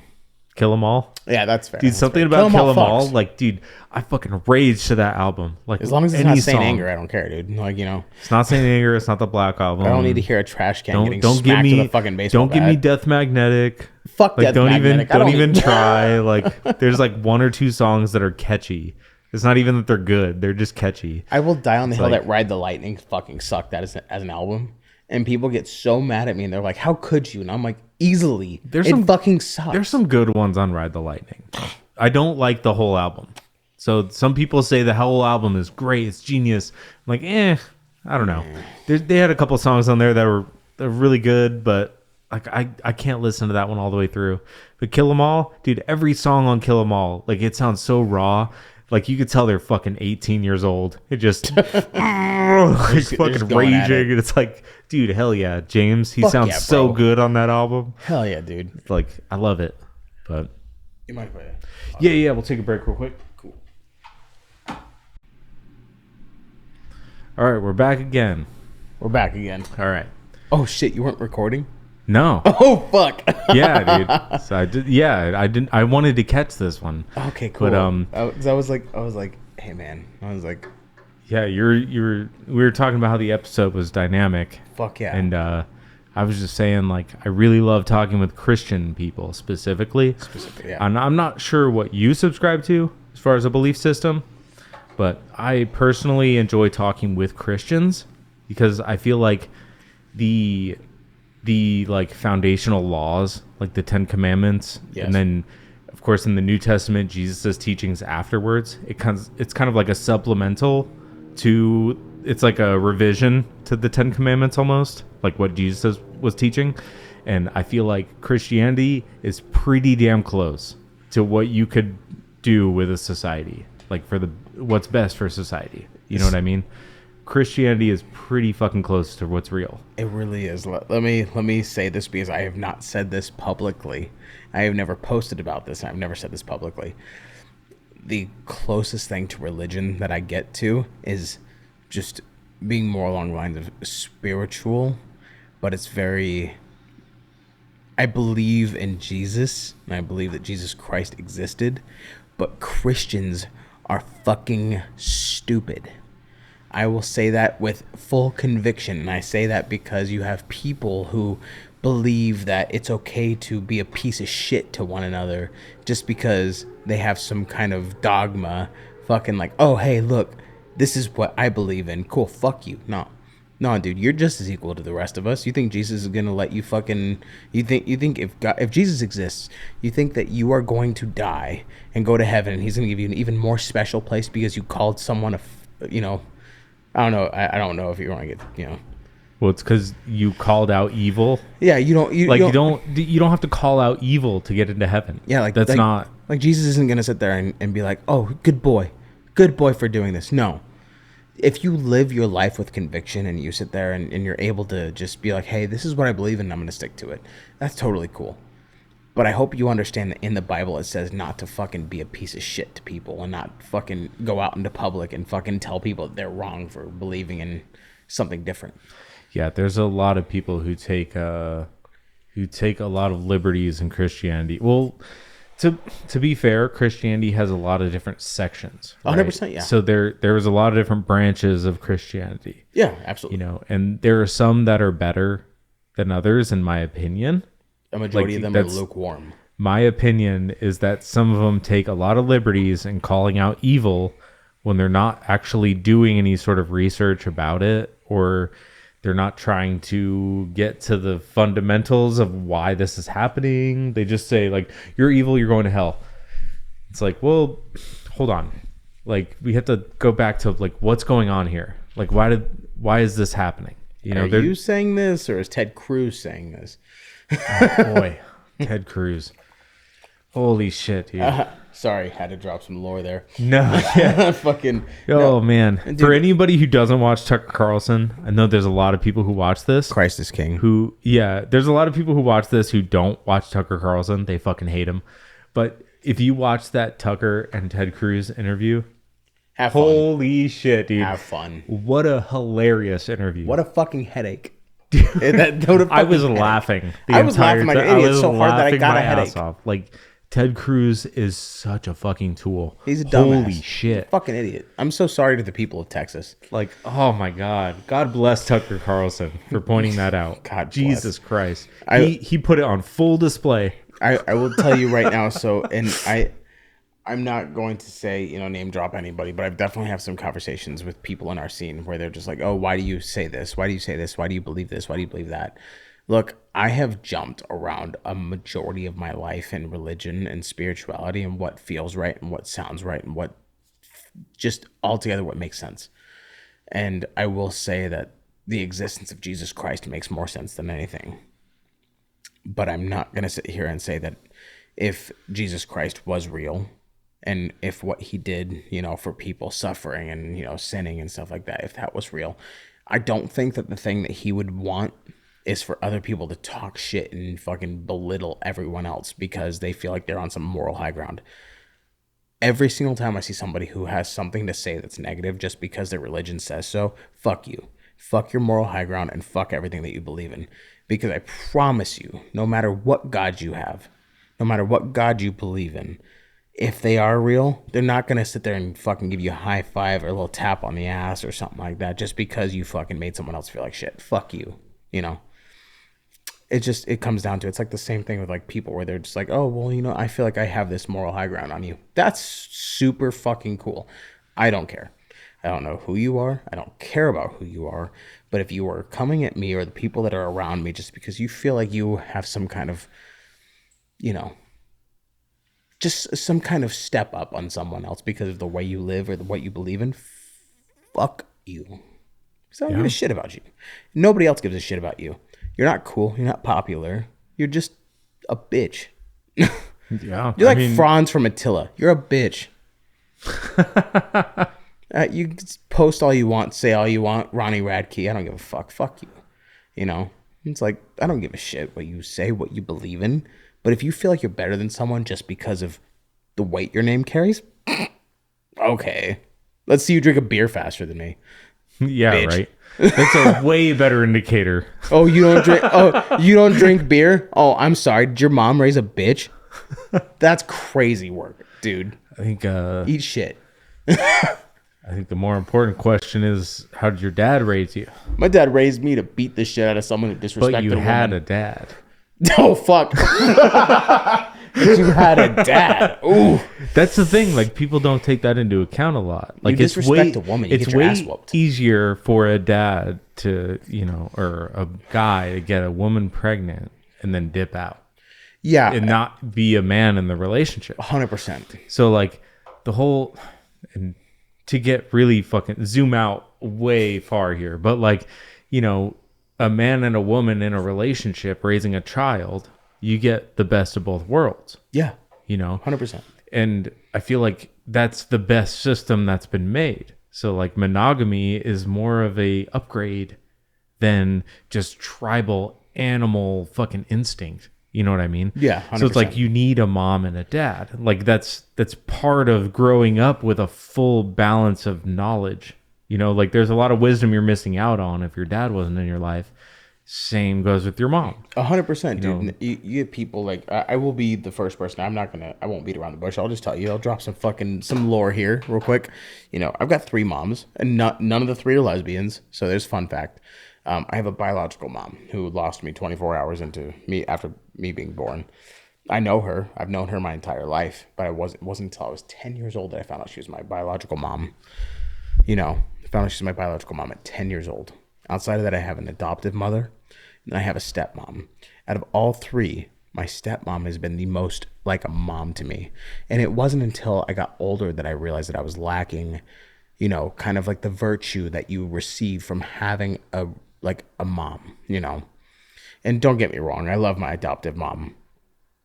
And I'm making sure I leave my biological mom out of this. There have to be differences, though, Yeah, there's a lot of differences. So my dad, having a father figure in your life, especially growing up as a man, my dad taught me what it meant to have morals. If you put your hands on a woman, disrespect a woman, stuff like that, you get your ass whooped. You could fucking kick your ass. Simple as that, man.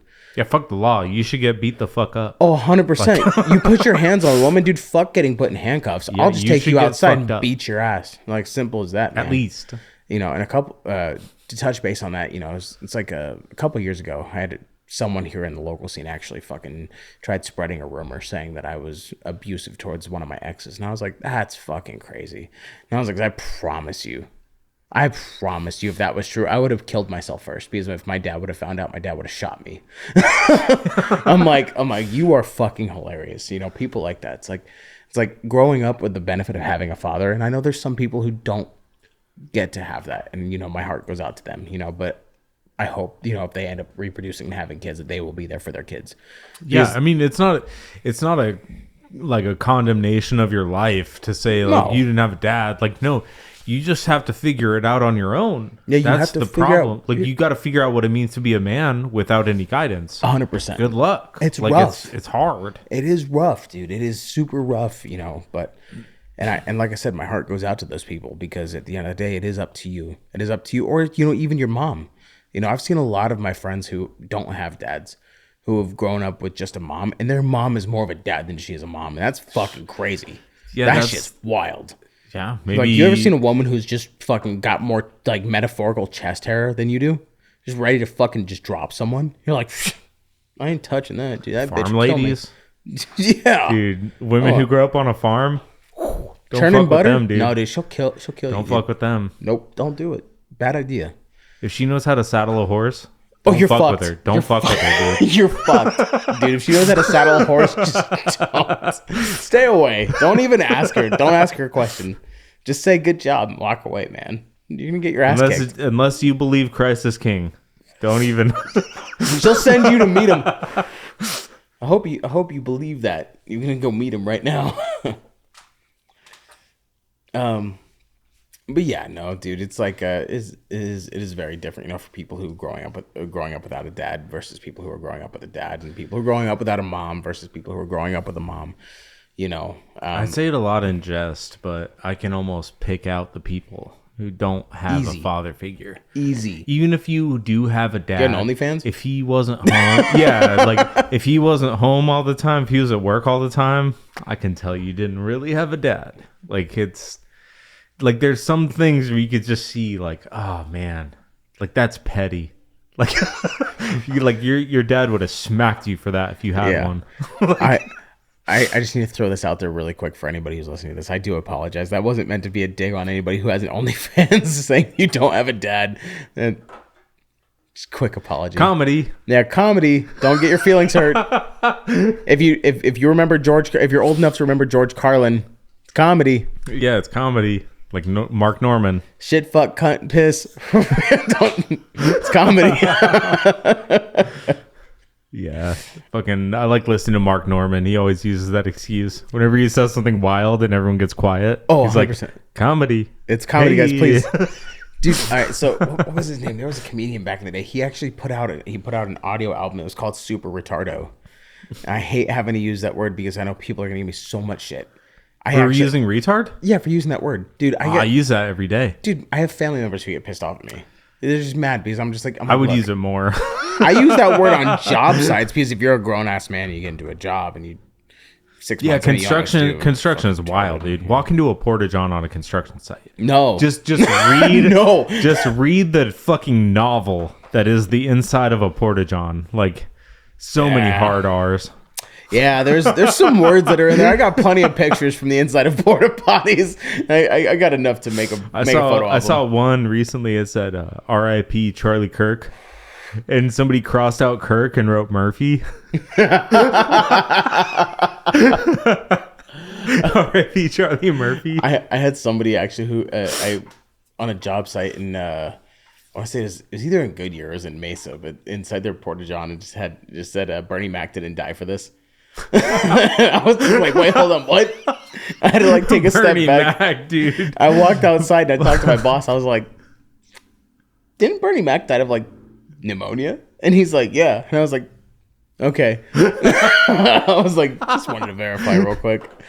He's getting too close to Israel. He's getting real close. You better stop. To give him an mRNA vaccine.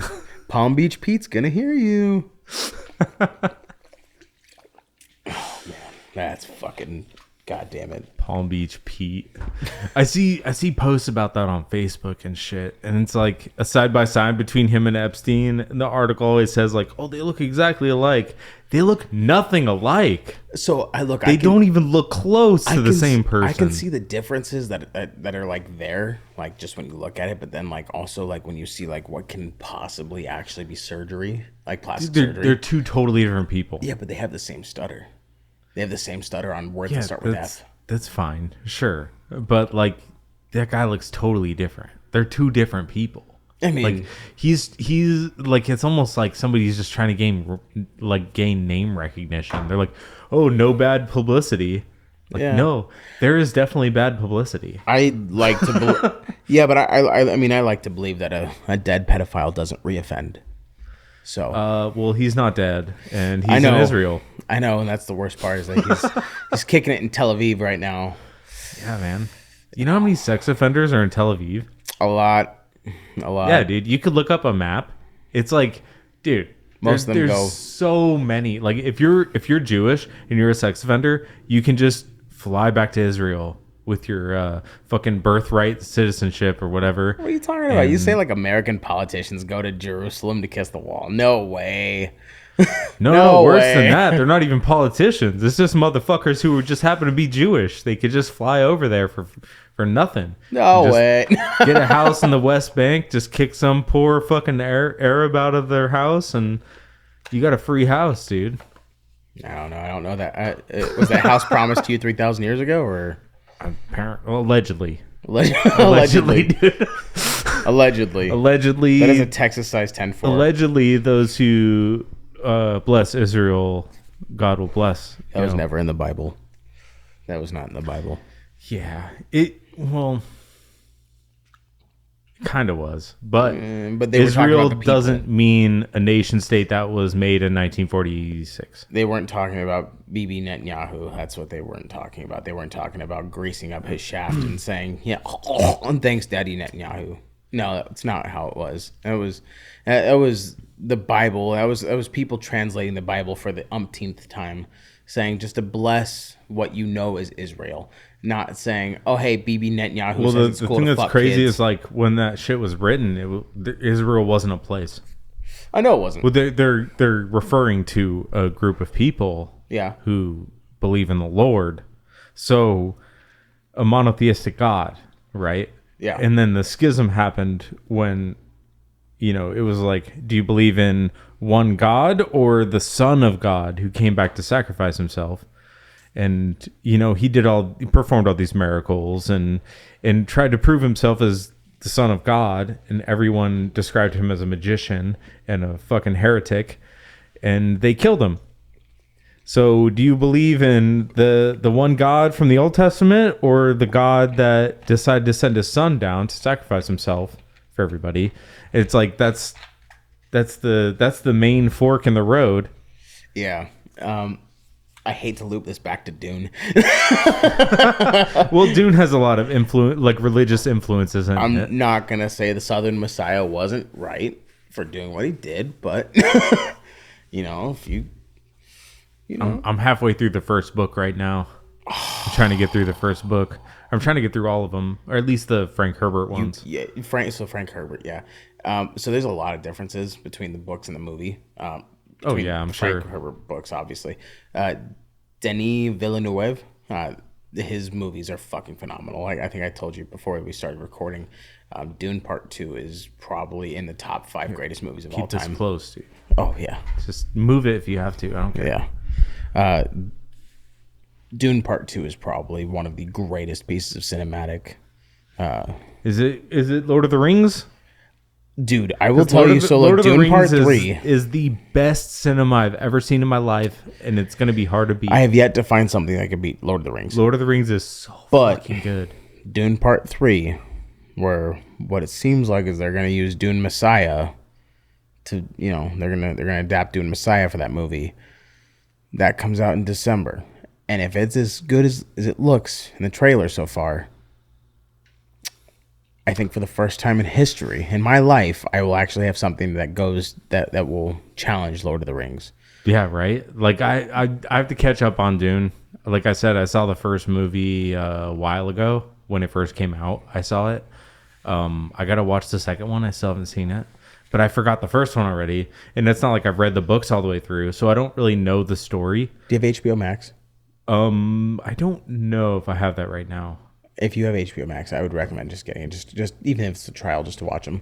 So Dune Part 1, super awesome. Pretty close to the book. Pretty close to a majority of like the intro of the book, Dune Part 2 is still obviously in Dune. Mm-hmm. But there's definitely some subtle changes, or not even subtle changes, just some real changes that you'll notice between how Frank Herbert wrote the book versus how the movie comes out. And in an interview, Denis Villeneuve says that he made certain changes because he feels like this is what Frank Herbert really wanted, per interviews after his death or before his death. Part 2 is just. Part 2 feels like especially like the last half of Part 2, it gives you that same feeling that Return of the King gave you. Mm-hmm. And I mean that with full conviction. I will die on that fucking hill. So when someone's like, fuck Dune, all right, fuck you. So what's the third one going to be then? I don't know, dude. If he brings it justice and it's as good as the trailer looks, I can't put words to it, man. It's fucking good. Yeah, I mean, I like the actors in it, so yeah, my wife think it's gonna be bad. My wife hates what's his name, fucking Timothée Chalamet. My wife fucking hates him. I mean, fucking hates him. He is a douche in real life. He looks like a douche, but he's a good actor. Yeah, he looks. I mean, He's a good actor. I watched the first So- half of Wonka, and then I fucking deleted my streaming services that I Jared used to Leto rent is kind of a douche, but he's a good actor. Look, I like him. that's- I like him in some of the shit he does. I feel like he does pretty well. But the only Jared Leto movie I've ever enjoyed was Dallas Buyers Club, and that's the gayest thing I'll ever admit to. I liked him in Mr. Nobody. That was a good one. I don't think I ever saw it. That was a weird indie film from some British film company, but that's a pretty good movie. It's a trip. It's a weird fucking trip where like this guy he's born with knowledge of like the rest of history. Okay. He's born with all this knowledge, like and he knows what's gonna happen in the future already. So like the movie starts in the future and everybody like eternal life is just a normal thing on Earth now. Okay, so You can just live forever. Okay, but so he's the oldest man alive. So he's like 120 or something when the movie starts. And then it goes back through his whole life with how he knew all of this was going to come to pass. And like it's kind of weird. Like it's like goes through his childhood of how he knew everything that was going to happen. And like it's just kind of a weird movie, but he's a pretty good actor in that one. Okay, so you had me at the first half, and I was going to say spoiler alert for Dune. But I was going to say, okay, so Dune, right? But Well, I mean, yeah, Paul Atreides, he can kind of, he has foresight. So he can kind of tell what's going to happen next. But it's like is like his journey into figuring out how to use that power pretty much. There's so much more that leads past Messiah. Yeah. It's so fucking. I've read Dune and Dune Messiah, and I've read part of Children of Dune.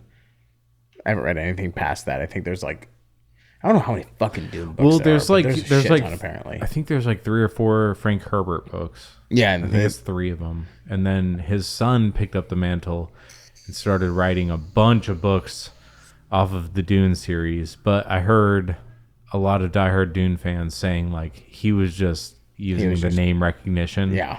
and kind of writing some bullshit to like making stories that fit in the universe that didn't actually like cohere to the idea of the story. Yeah, it's like the same thing like when we were talking about Star Wars and Star Trek earlier.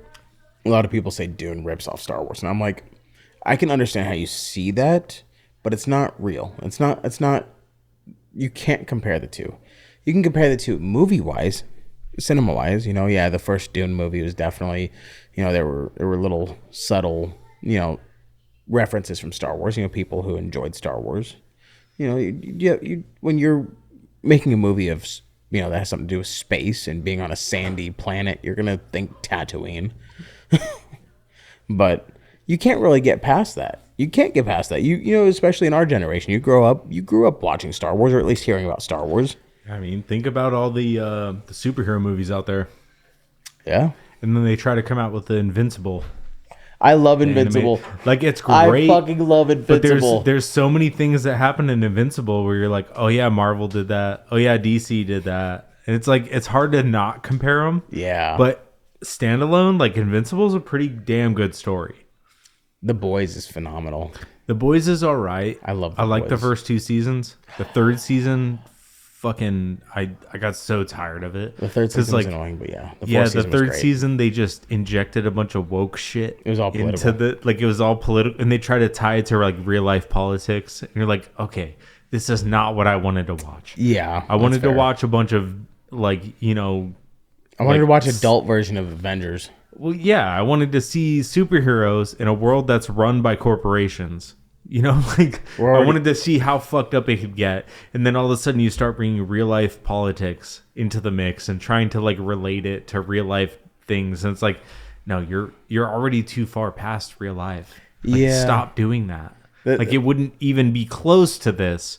They wouldn't give a fuck about Nazis if there were people blowing up buildings with lasers coming out of their eyes. Like they wouldn't fucking give a shit about Nazis at that point. Yeah, I think that's like the funniest part is like people will sit there and be like, "Oh, it's racism." I gotta be honest. I gotta be honest. If there was someone shooting lasers at me, I don't think anybody would be caring about the color of skin of the person that was next Race to you. is not a thing anymore, dude. It's genetics now.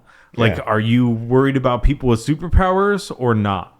Like, I feel like My Hero Academia did a better job. I never watched it. I never watched it. My Hero Academia, it's like a universe where people just start gaining superpowers out of nowhere. In later generations, it's just more common that babies are born with powers. And it's about this one kid who is born with no powers, and he's the misfit. The kid with no powers is the one who's like left out.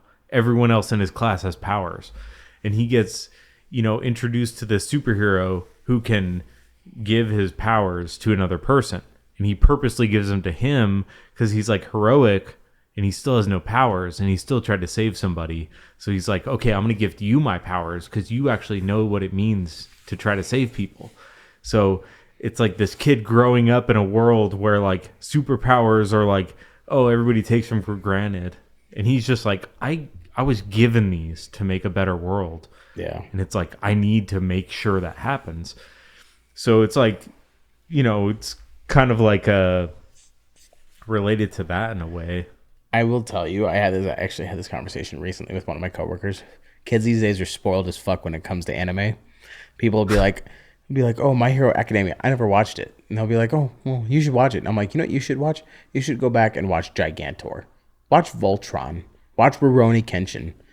Watch Inuyasha. I've seen Rurouni Kenshin. I did not like Inuyasha.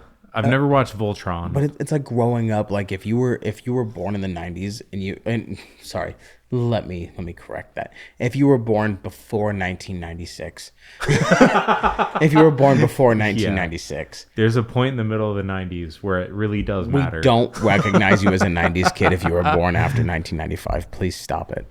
But if you were, it's like you wake up at 3:00 in the morning and Inuyasha's outro is playing, and you're like, oh shit, all the good stuff's coming on. Gigantor was simply in black and white. There was no color to that show. It was all black and white. It was cool. I don't remember that one at all. Fuck. Voltron was cool as fuck. I didn't watch Voltron. I don't know how you didn't watch Voltron, dude. Five mini lion bots coming into one big fucking warrior robot. It was the coolest shit in the world, man. It's fucking awesome. Yeah, I remember watching fucking Beast Wars. Beast Wars was cool as fuck. That was like the American version of anime at the time. Yeah. Beast Wars was so fucking cool. I tried to explain to one of my cousins who's like, I love Transformers. I'm like, did you realize in like the original Transformers, Optimus Prime gets absolutely fucking godded? He's like, what? Yeah. I'm like, you saw Revenge of the Fallen? Second Transformers movie? He's like, yeah. I'm like, that actually happened. That's history, dude. Yeah, they're just rebooting it. Optimus fucking got godded. All the Transformers, like the first one I watched, and it was really cool. And I thought like, oh yeah, Transformers, neat. Like they have the robots fighting. Yay. And then like the second movie was the same thing. Why are my cars arguing with each other? They're the same fucking thing, dude. It's like the first movie all over again. And the third movie came out. It's like, dude, it's just fucking cars turning into robots fighting each other. That's the whole movie. Like none of the plot actually matters. It's literally like your microwave is MAGA and your oven is a Democrat. Yeah, they're just arguing with each other. Like, who cooks better? Fuck you. Fuck you. Yeah, the Mustangs would be the fucking liberals. Yeah. Look, I'll tell you right now. Bumblebee was bitch made. I'll die on my hill. Bumblebee was made in China. Yeah, Bumblebee was bitch made, dude. Like, how the fuck are you gonna lose your voice box as a fucking robot, dude? Just fix it. You're such a bitch, dude. Just fix your voice. That's Chevy for you. It's fucking Chevy, dude. God damn it. Fucking Chevy. Hey, look. I will admit, I drive a Toyota. Toyotas are great. They keep their value. Yeah, they do. Japanese know how to make some machines. Yeah, the fuck they do. Yeah, they know how to make a machine. Yeah, the fuck they do. They're really good at it. They're like, why don't you go all American with Ford? Look, I've got a 66 Ford Fairlane that's sitting out chilling that hasn't been worked on in 30 years. But am I going to spend the $10,000+ to get it even up and running right now? Someday. Maybe when Maybe if we actually start producing our own oil. Maybe. Yeah, one day. In my dreams. It'll get up. Apparently we have plenty of oil. So why is gas $5 a gallon? I'm assuming. Have you seen Landman? It's somewhere in Texas. Didn't we just take control of Venezuela? Didn't they say that? They have oil. They did say why that. Is gas $5 a gallon?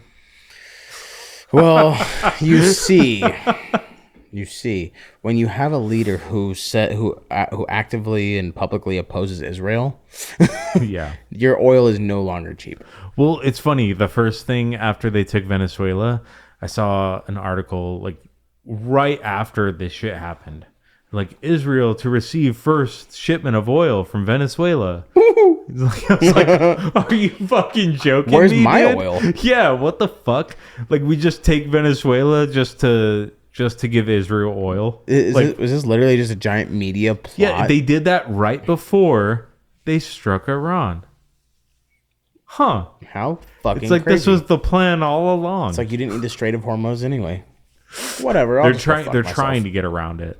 It's not working out. It's not going to happen. It's not working well. Nah. It's going Look, really if you got badly. Amazon drones that can drop off packages, just go drop off some oil, pussy. Like, put your money where your mouth is. Dude, Iran just struck an Amazon port too. Fuck yeah, dude. That's the shit. Hell yeah. Iran Fuck just yeah, dude. struck an Amazon port. Fuck yeah. Fuck. Hell yeah, brother. Well, we made them do it, dude. It's like this shit doesn't just happen on its own. Iran wasn't going to just bomb shit for no reason. No, fuck no. So it's like to say that like, oh, Iran is disrupting the global economy, and it's like It's not. well, Iran's not doing shit. They wouldn't have if we didn't just stab the fucking hornet's nest with a axe. Dude, Iran Iran is giving me something to watch and something to look forward to. And I hate to say that because I know people are going to be like, oh, you're American. You shouldn't say that. Well, at the end of the day, man, like I'll tell you right now, I am actively enjoying hearing people bitch at one another over who's right and who's wrong. I just don't We're like the fucked. fact that war is breaking out and people are getting bombed with no decision making. It's going to happen Like regardless. they did not decide to attack America, Yeah. and they're getting bombed for it. Mm-hmm. Like for what? Like Because Orange Man says Israel. yeah, there's good. a mom with 4 kids who her apartment just got exploded, and it's like, what the fuck did I have to do with this?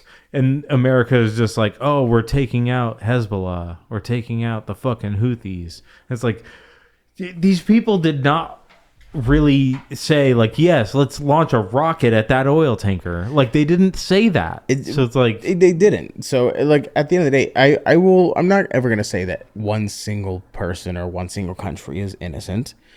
But I will say that when it comes down to it, any country that's looking at Israel and going, oh, they must be right just because Israel and Jerusalem, you're dumb. Our entire political cabinet that is sitting in the White House right now in the United States of America is fucking retarded. did you see the Tucker Carlson and Mike Huckabee interview? I did. I love Tucker Carlson, and people will give me shit about that, but Tucker Carlson, I fucking love you, dude. He's amazing. He's great. And if you think he's not great, you haven't listened to him.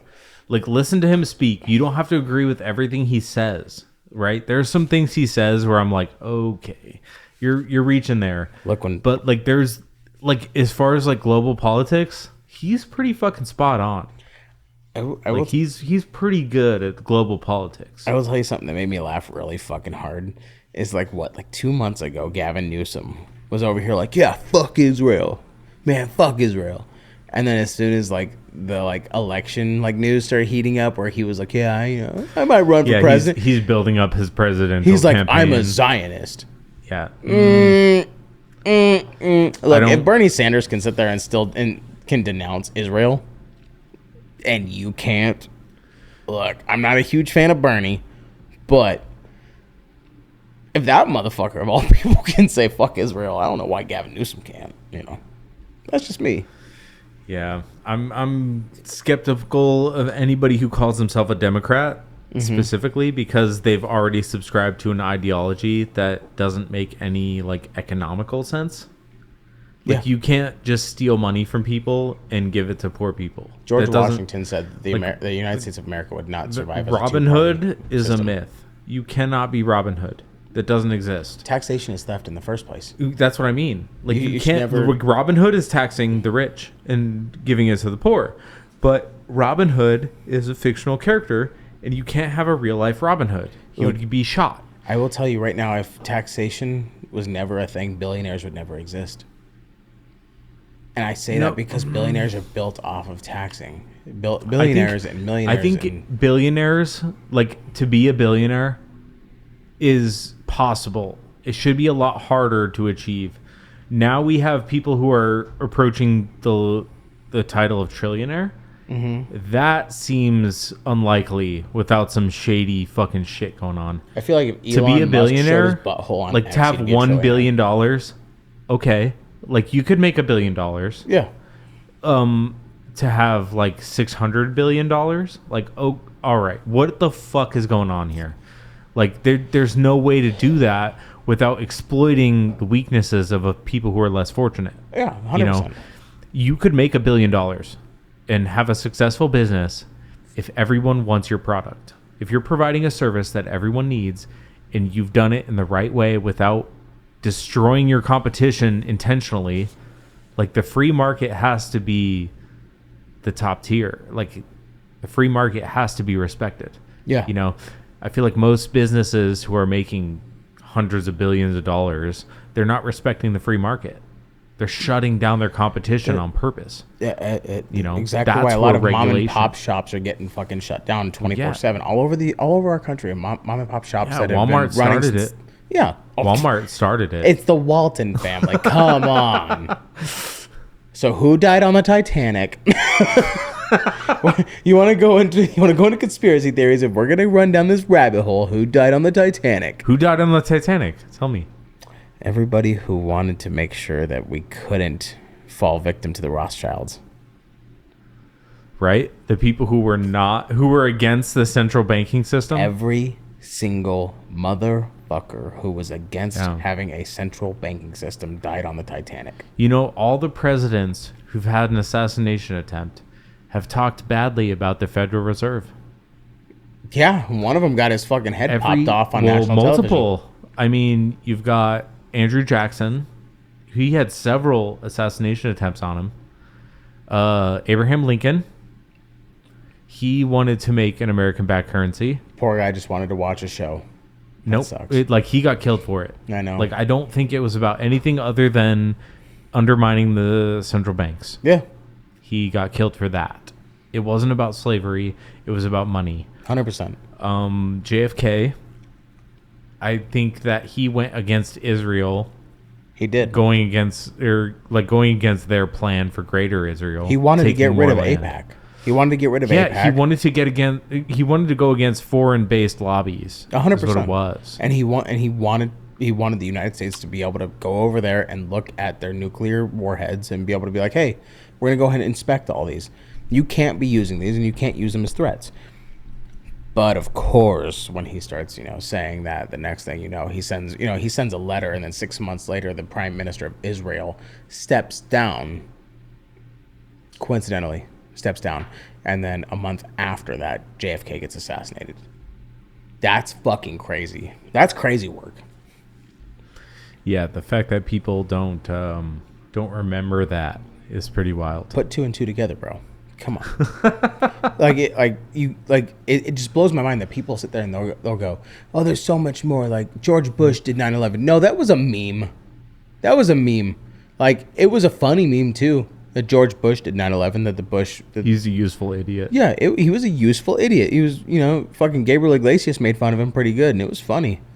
Kanye was right about that. Hold on. Kanye's right about a lot of things. He just words it really badly. Damn, I should have said that. Kanye's onto something, but he just words it badly. Yeah, every time he Kanye's says it the worst way possible. Nick Ferguson, just not, or Nick Fuentes. Yeah, I mean, they're on the same page. They're on the same page. They're the same person. What is it? Wrong. Yeah. One of them's black. Fuck. You know what? You're right. That's of the utmost very importance. Obvious.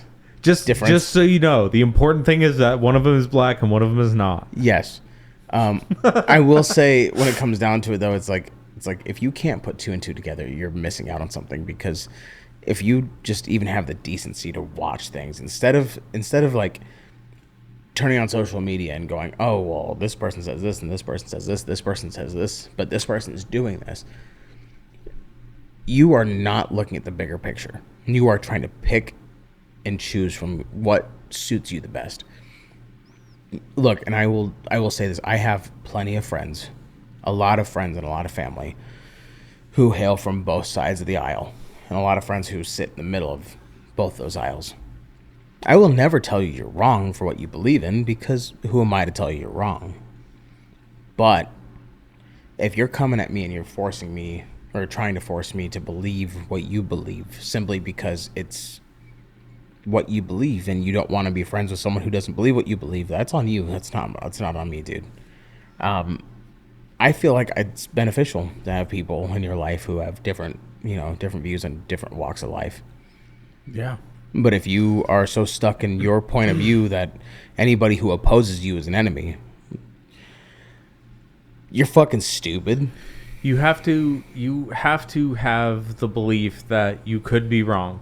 Yeah, 100%. You could be wrong. It's like not everything you think is 100% complete. So you're telling me that if you're right about everything you say, that I can call you the Messiah and then go crucify you, right? Yeah, exactly. Like, the Jews are going to kill you. The Jews are going to fucking kill you, bro. You're fucked. You're done for, dude. You're fucked. Comedy. Yeah. Oh, shit. Hey, Spotify, please don't cancel this podcast. Spotify doesn't cancel people. I'm more worried about YouTube. Does this go live on YouTube? Huh? Does this go live on YouTube? Not live, but it goes on YouTube. Like just the podcast for like audio format or like video format? It's too? video. I put video on Spotify and YouTube, and Spotify puts it out to Apple and other platforms that aren't exactly popular. Fuck yeah, dude. It's mostly YouTube and Spotify. Yeah. But I mean, there's only 50 people listening to this shit, so I think YouTube has 90 subscribers, but I only get 20 or so views per video. Let's make sure that this gets thousands and thousands of views, and hopefully not for the wrong reason, by one of us making fun of Israel and then me walking out of this door and my head turning into spaghetti. You're not important enough. So I don't need to be important enough, but if Israel I hope I'm never important enough. But if it makes me money, dude, I hope this never makes me money right now. If I can pay my rent off of being controversial, I'll do it. I'll get killed. I got it. Yeah. If you start being able to pay your rent off being controversial, you got a solid 3 to 5 years of life. Yeah, fucking Tucker Carlson can do it, right? Hey. For how long? What does he live in, Maine or something? Like, he lives out in the middle of nowhere, dude. He ain't telling nobody where he fucking lives. I live in an apartment in Phoenix that's like a quarter mile away from an FBI building. The FBI headquarters in Phoenix is like a quarter mile north of here. That's literally the FBI building right there. I've driven by it so many times, and every single time I've seen it, I was like, I just want to go by and like knock on the door. Dude, I've always wanted to like organize a group of people to like stand outside that building and just hold signs that say like, we love the FBI. And it's like, yeah, FBI, woo. And they're like gonna be like a pro FBI protest, like what'd you call it? And it's not a protest. It would be the opposite of a protest. It'd be like a support group for the FBI. Look, I'd be more supportive of the FBI if Kash Patel wasn't there. I've always said, dude, Candace Owens is a better investigator than Kash Patel. Hire Candace Owens. Dude, she would be way better as director of the FBI than Kash Patel ever was. Dude, Kash Patel is just over here drinking and partying. But this is also assuming that the FBI is doing investigations. They're not. They're not. They're not.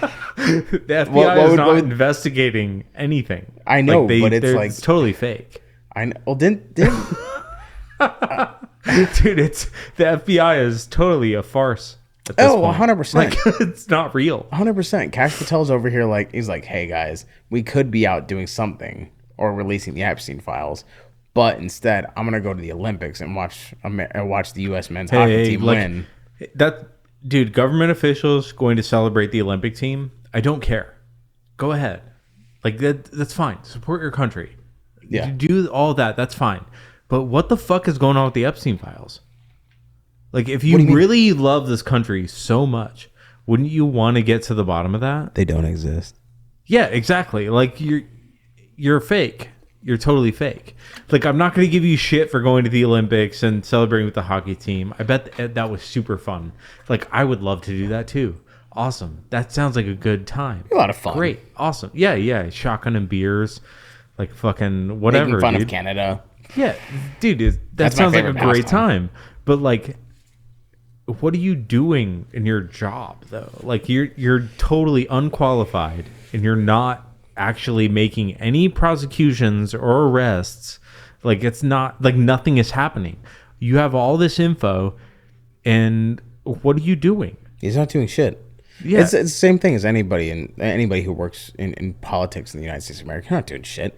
You're just fucking, you're a face piece. You're a puppet. Honestly, my theory is it's beyond blackmail. It's like to the point where 100%. it's threats by now. Yeah, so they're just threatening their family. Yeah. That could be distant family too. They could just mention the daycare of your cousin's child, and you'd be like, "Oh shit!" Look, I gotta be honest. If a guy in a black suit and a black tie came up to you, you've just been appointed FBI director, and a guy in a black suit comes up to you, you don't know his name, and he says, "Hey, I heard your cousin has a child who goes to a daycare. This is the name of the daycare." And they go, "Hope you have a nice day." And they just walk off. Like, dude, would you shit your pants or not? No, I gotta be honest. I love my cousins, but if any of you listen to this, I'm sorry to say this, but sucks to fucking suck. Yeah, well, you're not in that position, though. I'm not. But if somebody walks up and goes, "Hey, your cousin's kid goes here," I'm like, "That's fucking cool." Yeah. What do you want me to do about it? They're gonna be like, "We're gonna kill your cousin's kid." Oh, I'm sorry. That sucks.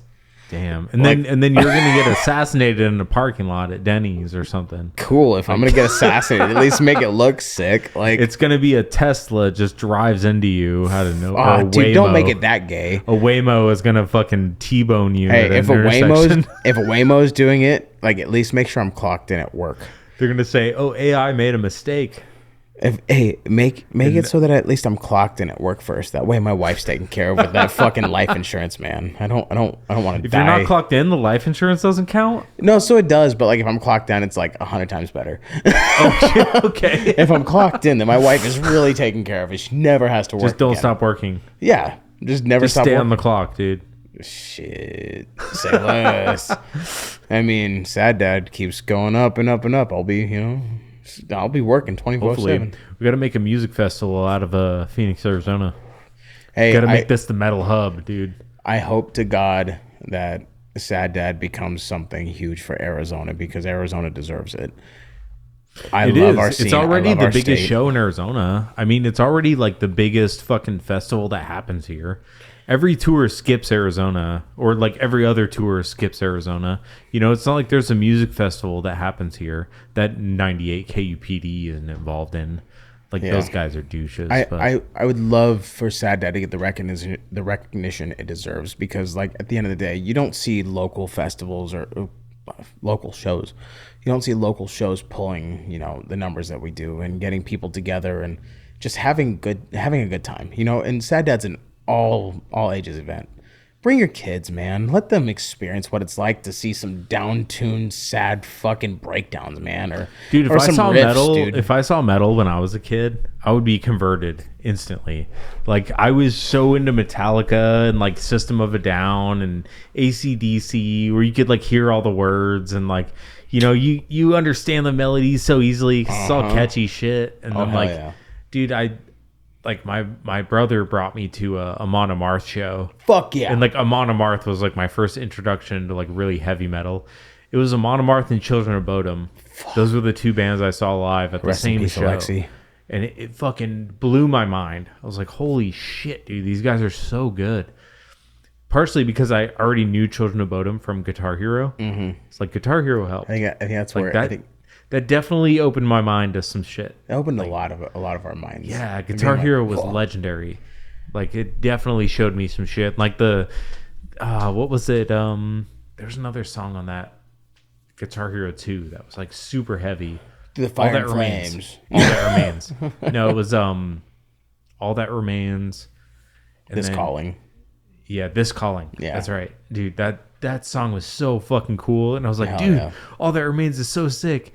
And I went to go see him at UFest in 98 KUPD, and they did their whole 2 weeks album, and that was like after This Calling. So it's like their next album after that was like way softer. Yeah. It was like, dude, everyone was like, I will say, they didn't get it. I actually, funny fact, that was actually my very first show, not UFest, but my very first mainstream, my very first big concert that I ever went to was All That Remains in Lacuna Coil.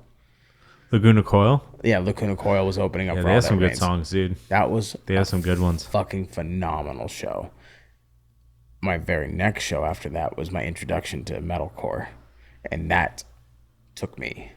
And when I say introduction to metalcore, I'm not saying that All That Remains isn't metalcore. I'm saying modern metalcore. You know, my very next show after that was unfortunately it was the Rock Yourself to Sleep tour, and I think that was like 2010, Who 2011. is that? So that was an entire tour. It was like Texas in July. We Came as Romans, For Today, The Word Alive.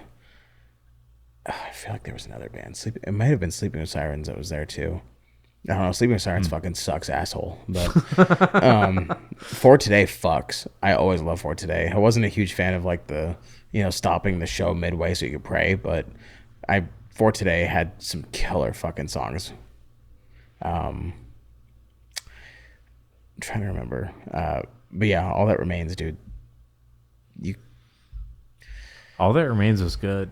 They were at some point they kind of got softer. I don't know. It's kind of like the same with Opeth. Opeth did the same thing. They were super fucking heavy, and I loved Opeth.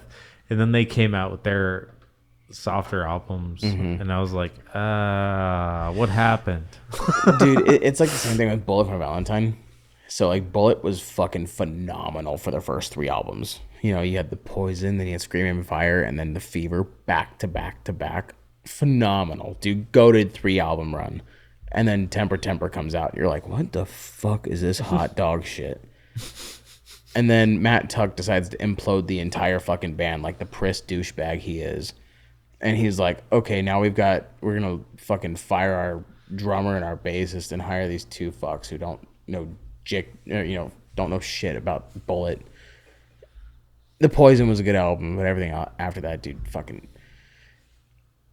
I will die on the hill that when it comes to Bullet versus Trivium, it's a conversation that cannot actually be actively had. Because Trivium, talent-wise, trumps Bullet for Valentine every which way. Oh, yeah.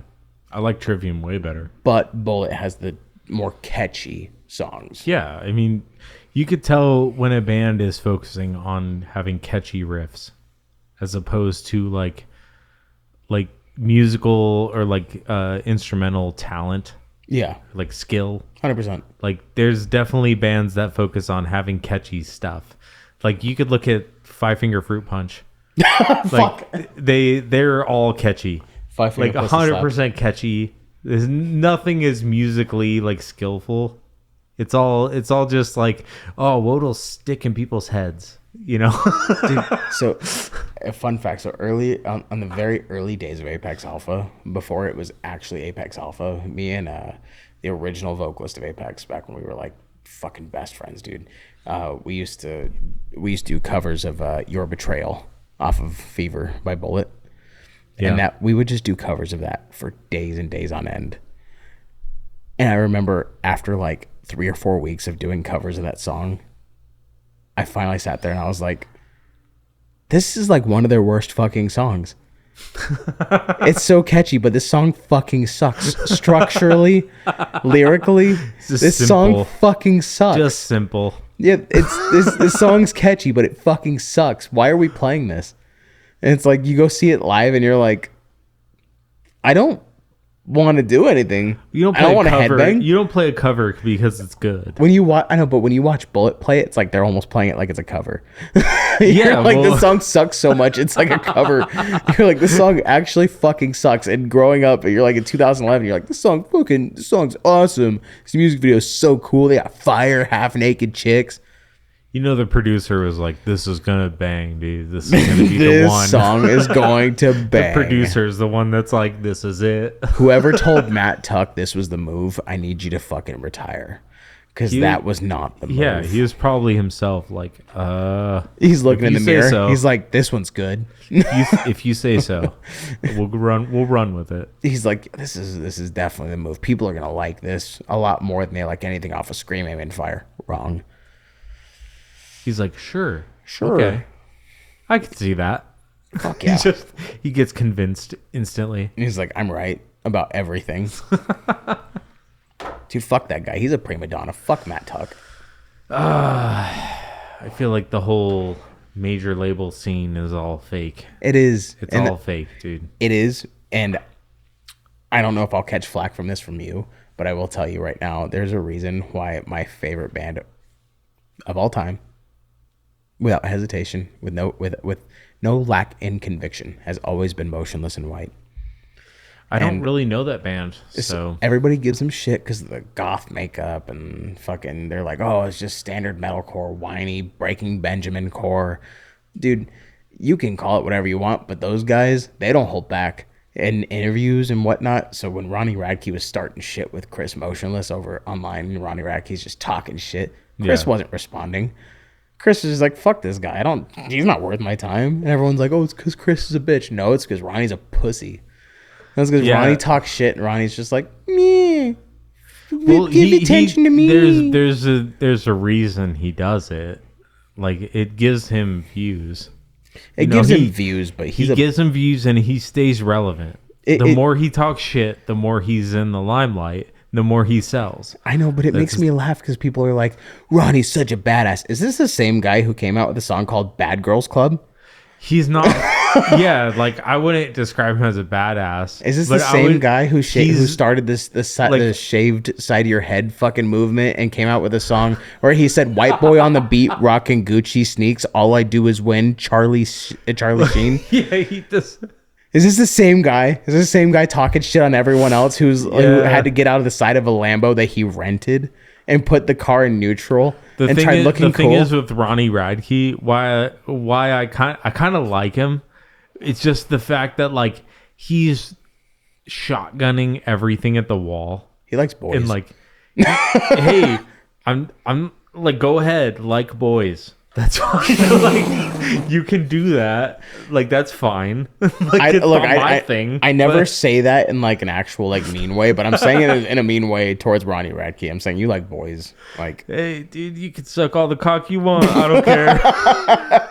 That's one fate you can't escape. You know what I mean, Ronnie? Yeah, dude, that's fine. It's like, I like that he's honest, though. He's giving all of his opinions just right out in the open. Yeah, he'll respond to people. He'll be like, "Oh, you think I'm a bitch? Well, how about this?" And he'll make a whole fucking video about it. Let me show you why I'm a bitch, but I'm still gonna tell you I'm not a bitch. It's funny. Like, you did a song with Jelly Roll, dude. Shut the fuck up. I think he's actually pretty funny. Like, he should be more of a comedian than a musician. Like, I don't think people look. There are certain things that Ronnie does that are funny, but when you a majority of, like, your fucking net worth is coming from you throwing a mic stand at someone in the fucking audience, or the fact that you were in a relationship with a professional wrestler. Like, oh man, you're not fucking cool, bro. I'm nobody. Cool. I'm fucking nobody, dude. Yeah. I'm just some fucking dude in Arizona who fucking created a fucking local festival for bands and people to come together and, like, be able to have fun. I'm a fucking nobody. But you got famous off of being the vocalist of Escape the Fate, and then being a heroin addict, and then going from that to being like, well, nobody wants me in their band anymore because I'm a fucking drug addict. I'm going to go throw a mic stand at a girl in a fucking audience. Hell yeah, dude, make me famous. Well, he got scared because he got accused of having some interactions with some underage girls. He probably did. So everybody in that time his next move was to throw a mic stand at a fucking young girl. If you were a band, I don't want to fuck you. Boom. If you were a band and you played Warped Tour anytime between 2001 and 2010, chances are you probably slept with an underage person. And you're getting away with it for a majority of the time because the fact that Kevin Lyman still runs Warped Tour. But outside of that, it's also because of the fact that a majority of people that, you know, a lot of fans don't want to accept it. I thought Dan Schneider ran Warped Tour. No, Dan Schneider's from Nickelodeon, homeboy. I was like, hold on. That's a foot fetish thing, dog. This isn't Quentin Tarantino of the music world. Warped Tour is just a foot. Like that's all it is, dude. Let me see them toes, dude. Holy shit. We've been doing this for like almost 3 hours. Yeah, almost 3 hours. Almost 3 hours, man. That was fun. Yeah, man. Well, it was a good conversation. We took so many twists and turns. This was a conversation, dude. So much. My wife's gonna hear this and beat the shit out of me. From Netanyahu to fucking Ronnie Radke. Yes. We went all over the map. We literally, I think we hit every fucking major plot point. We talked about movies. We talked about sci-fi. We talked about music, Very politics. Definitely check out Next Generation. You won't be disappointed. I guarantee you. As an adult, you won't be disappointed. Deeply consider it. As long as you watch really Dune Part 2. I would love to watch the Dune movies. Just watch them before you read the book. I have no, like, you know, I don't feel anything against Dune. It's very complicated. It's a really intense story. It's hard to get into. I've only seen the first movie, the new one. You know, not the older one. I haven't seen the older one. Don't watch the old one, dude. Yeah, 1984 Dune fucking sucked, asshole. But I've been reading the first book, and it's fucking really good. Dude, I will tell you right now, if you watch Dune Part 2, and then you go out in public, and you get into an argument with anybody, you can just yell silence at them at the top of your lungs. And if they don't shut up... I just yell anti-Semite. That works too. It's 2026. That works. They will run. They will run because they don't want to be canceled. Israel has a right to defend itself. Oh no. It's the Lisan al-Gaib. Your conversation's over. It's Muad'Dib. Lisan al-Gaib. Jesus Christ, dude. Allahu Akbar. Oh no. All right. Well, joking aside, it's been a really great podcast. Glad to have you on, man. This was fun, man. Thank you. All right. I'll see y'all later.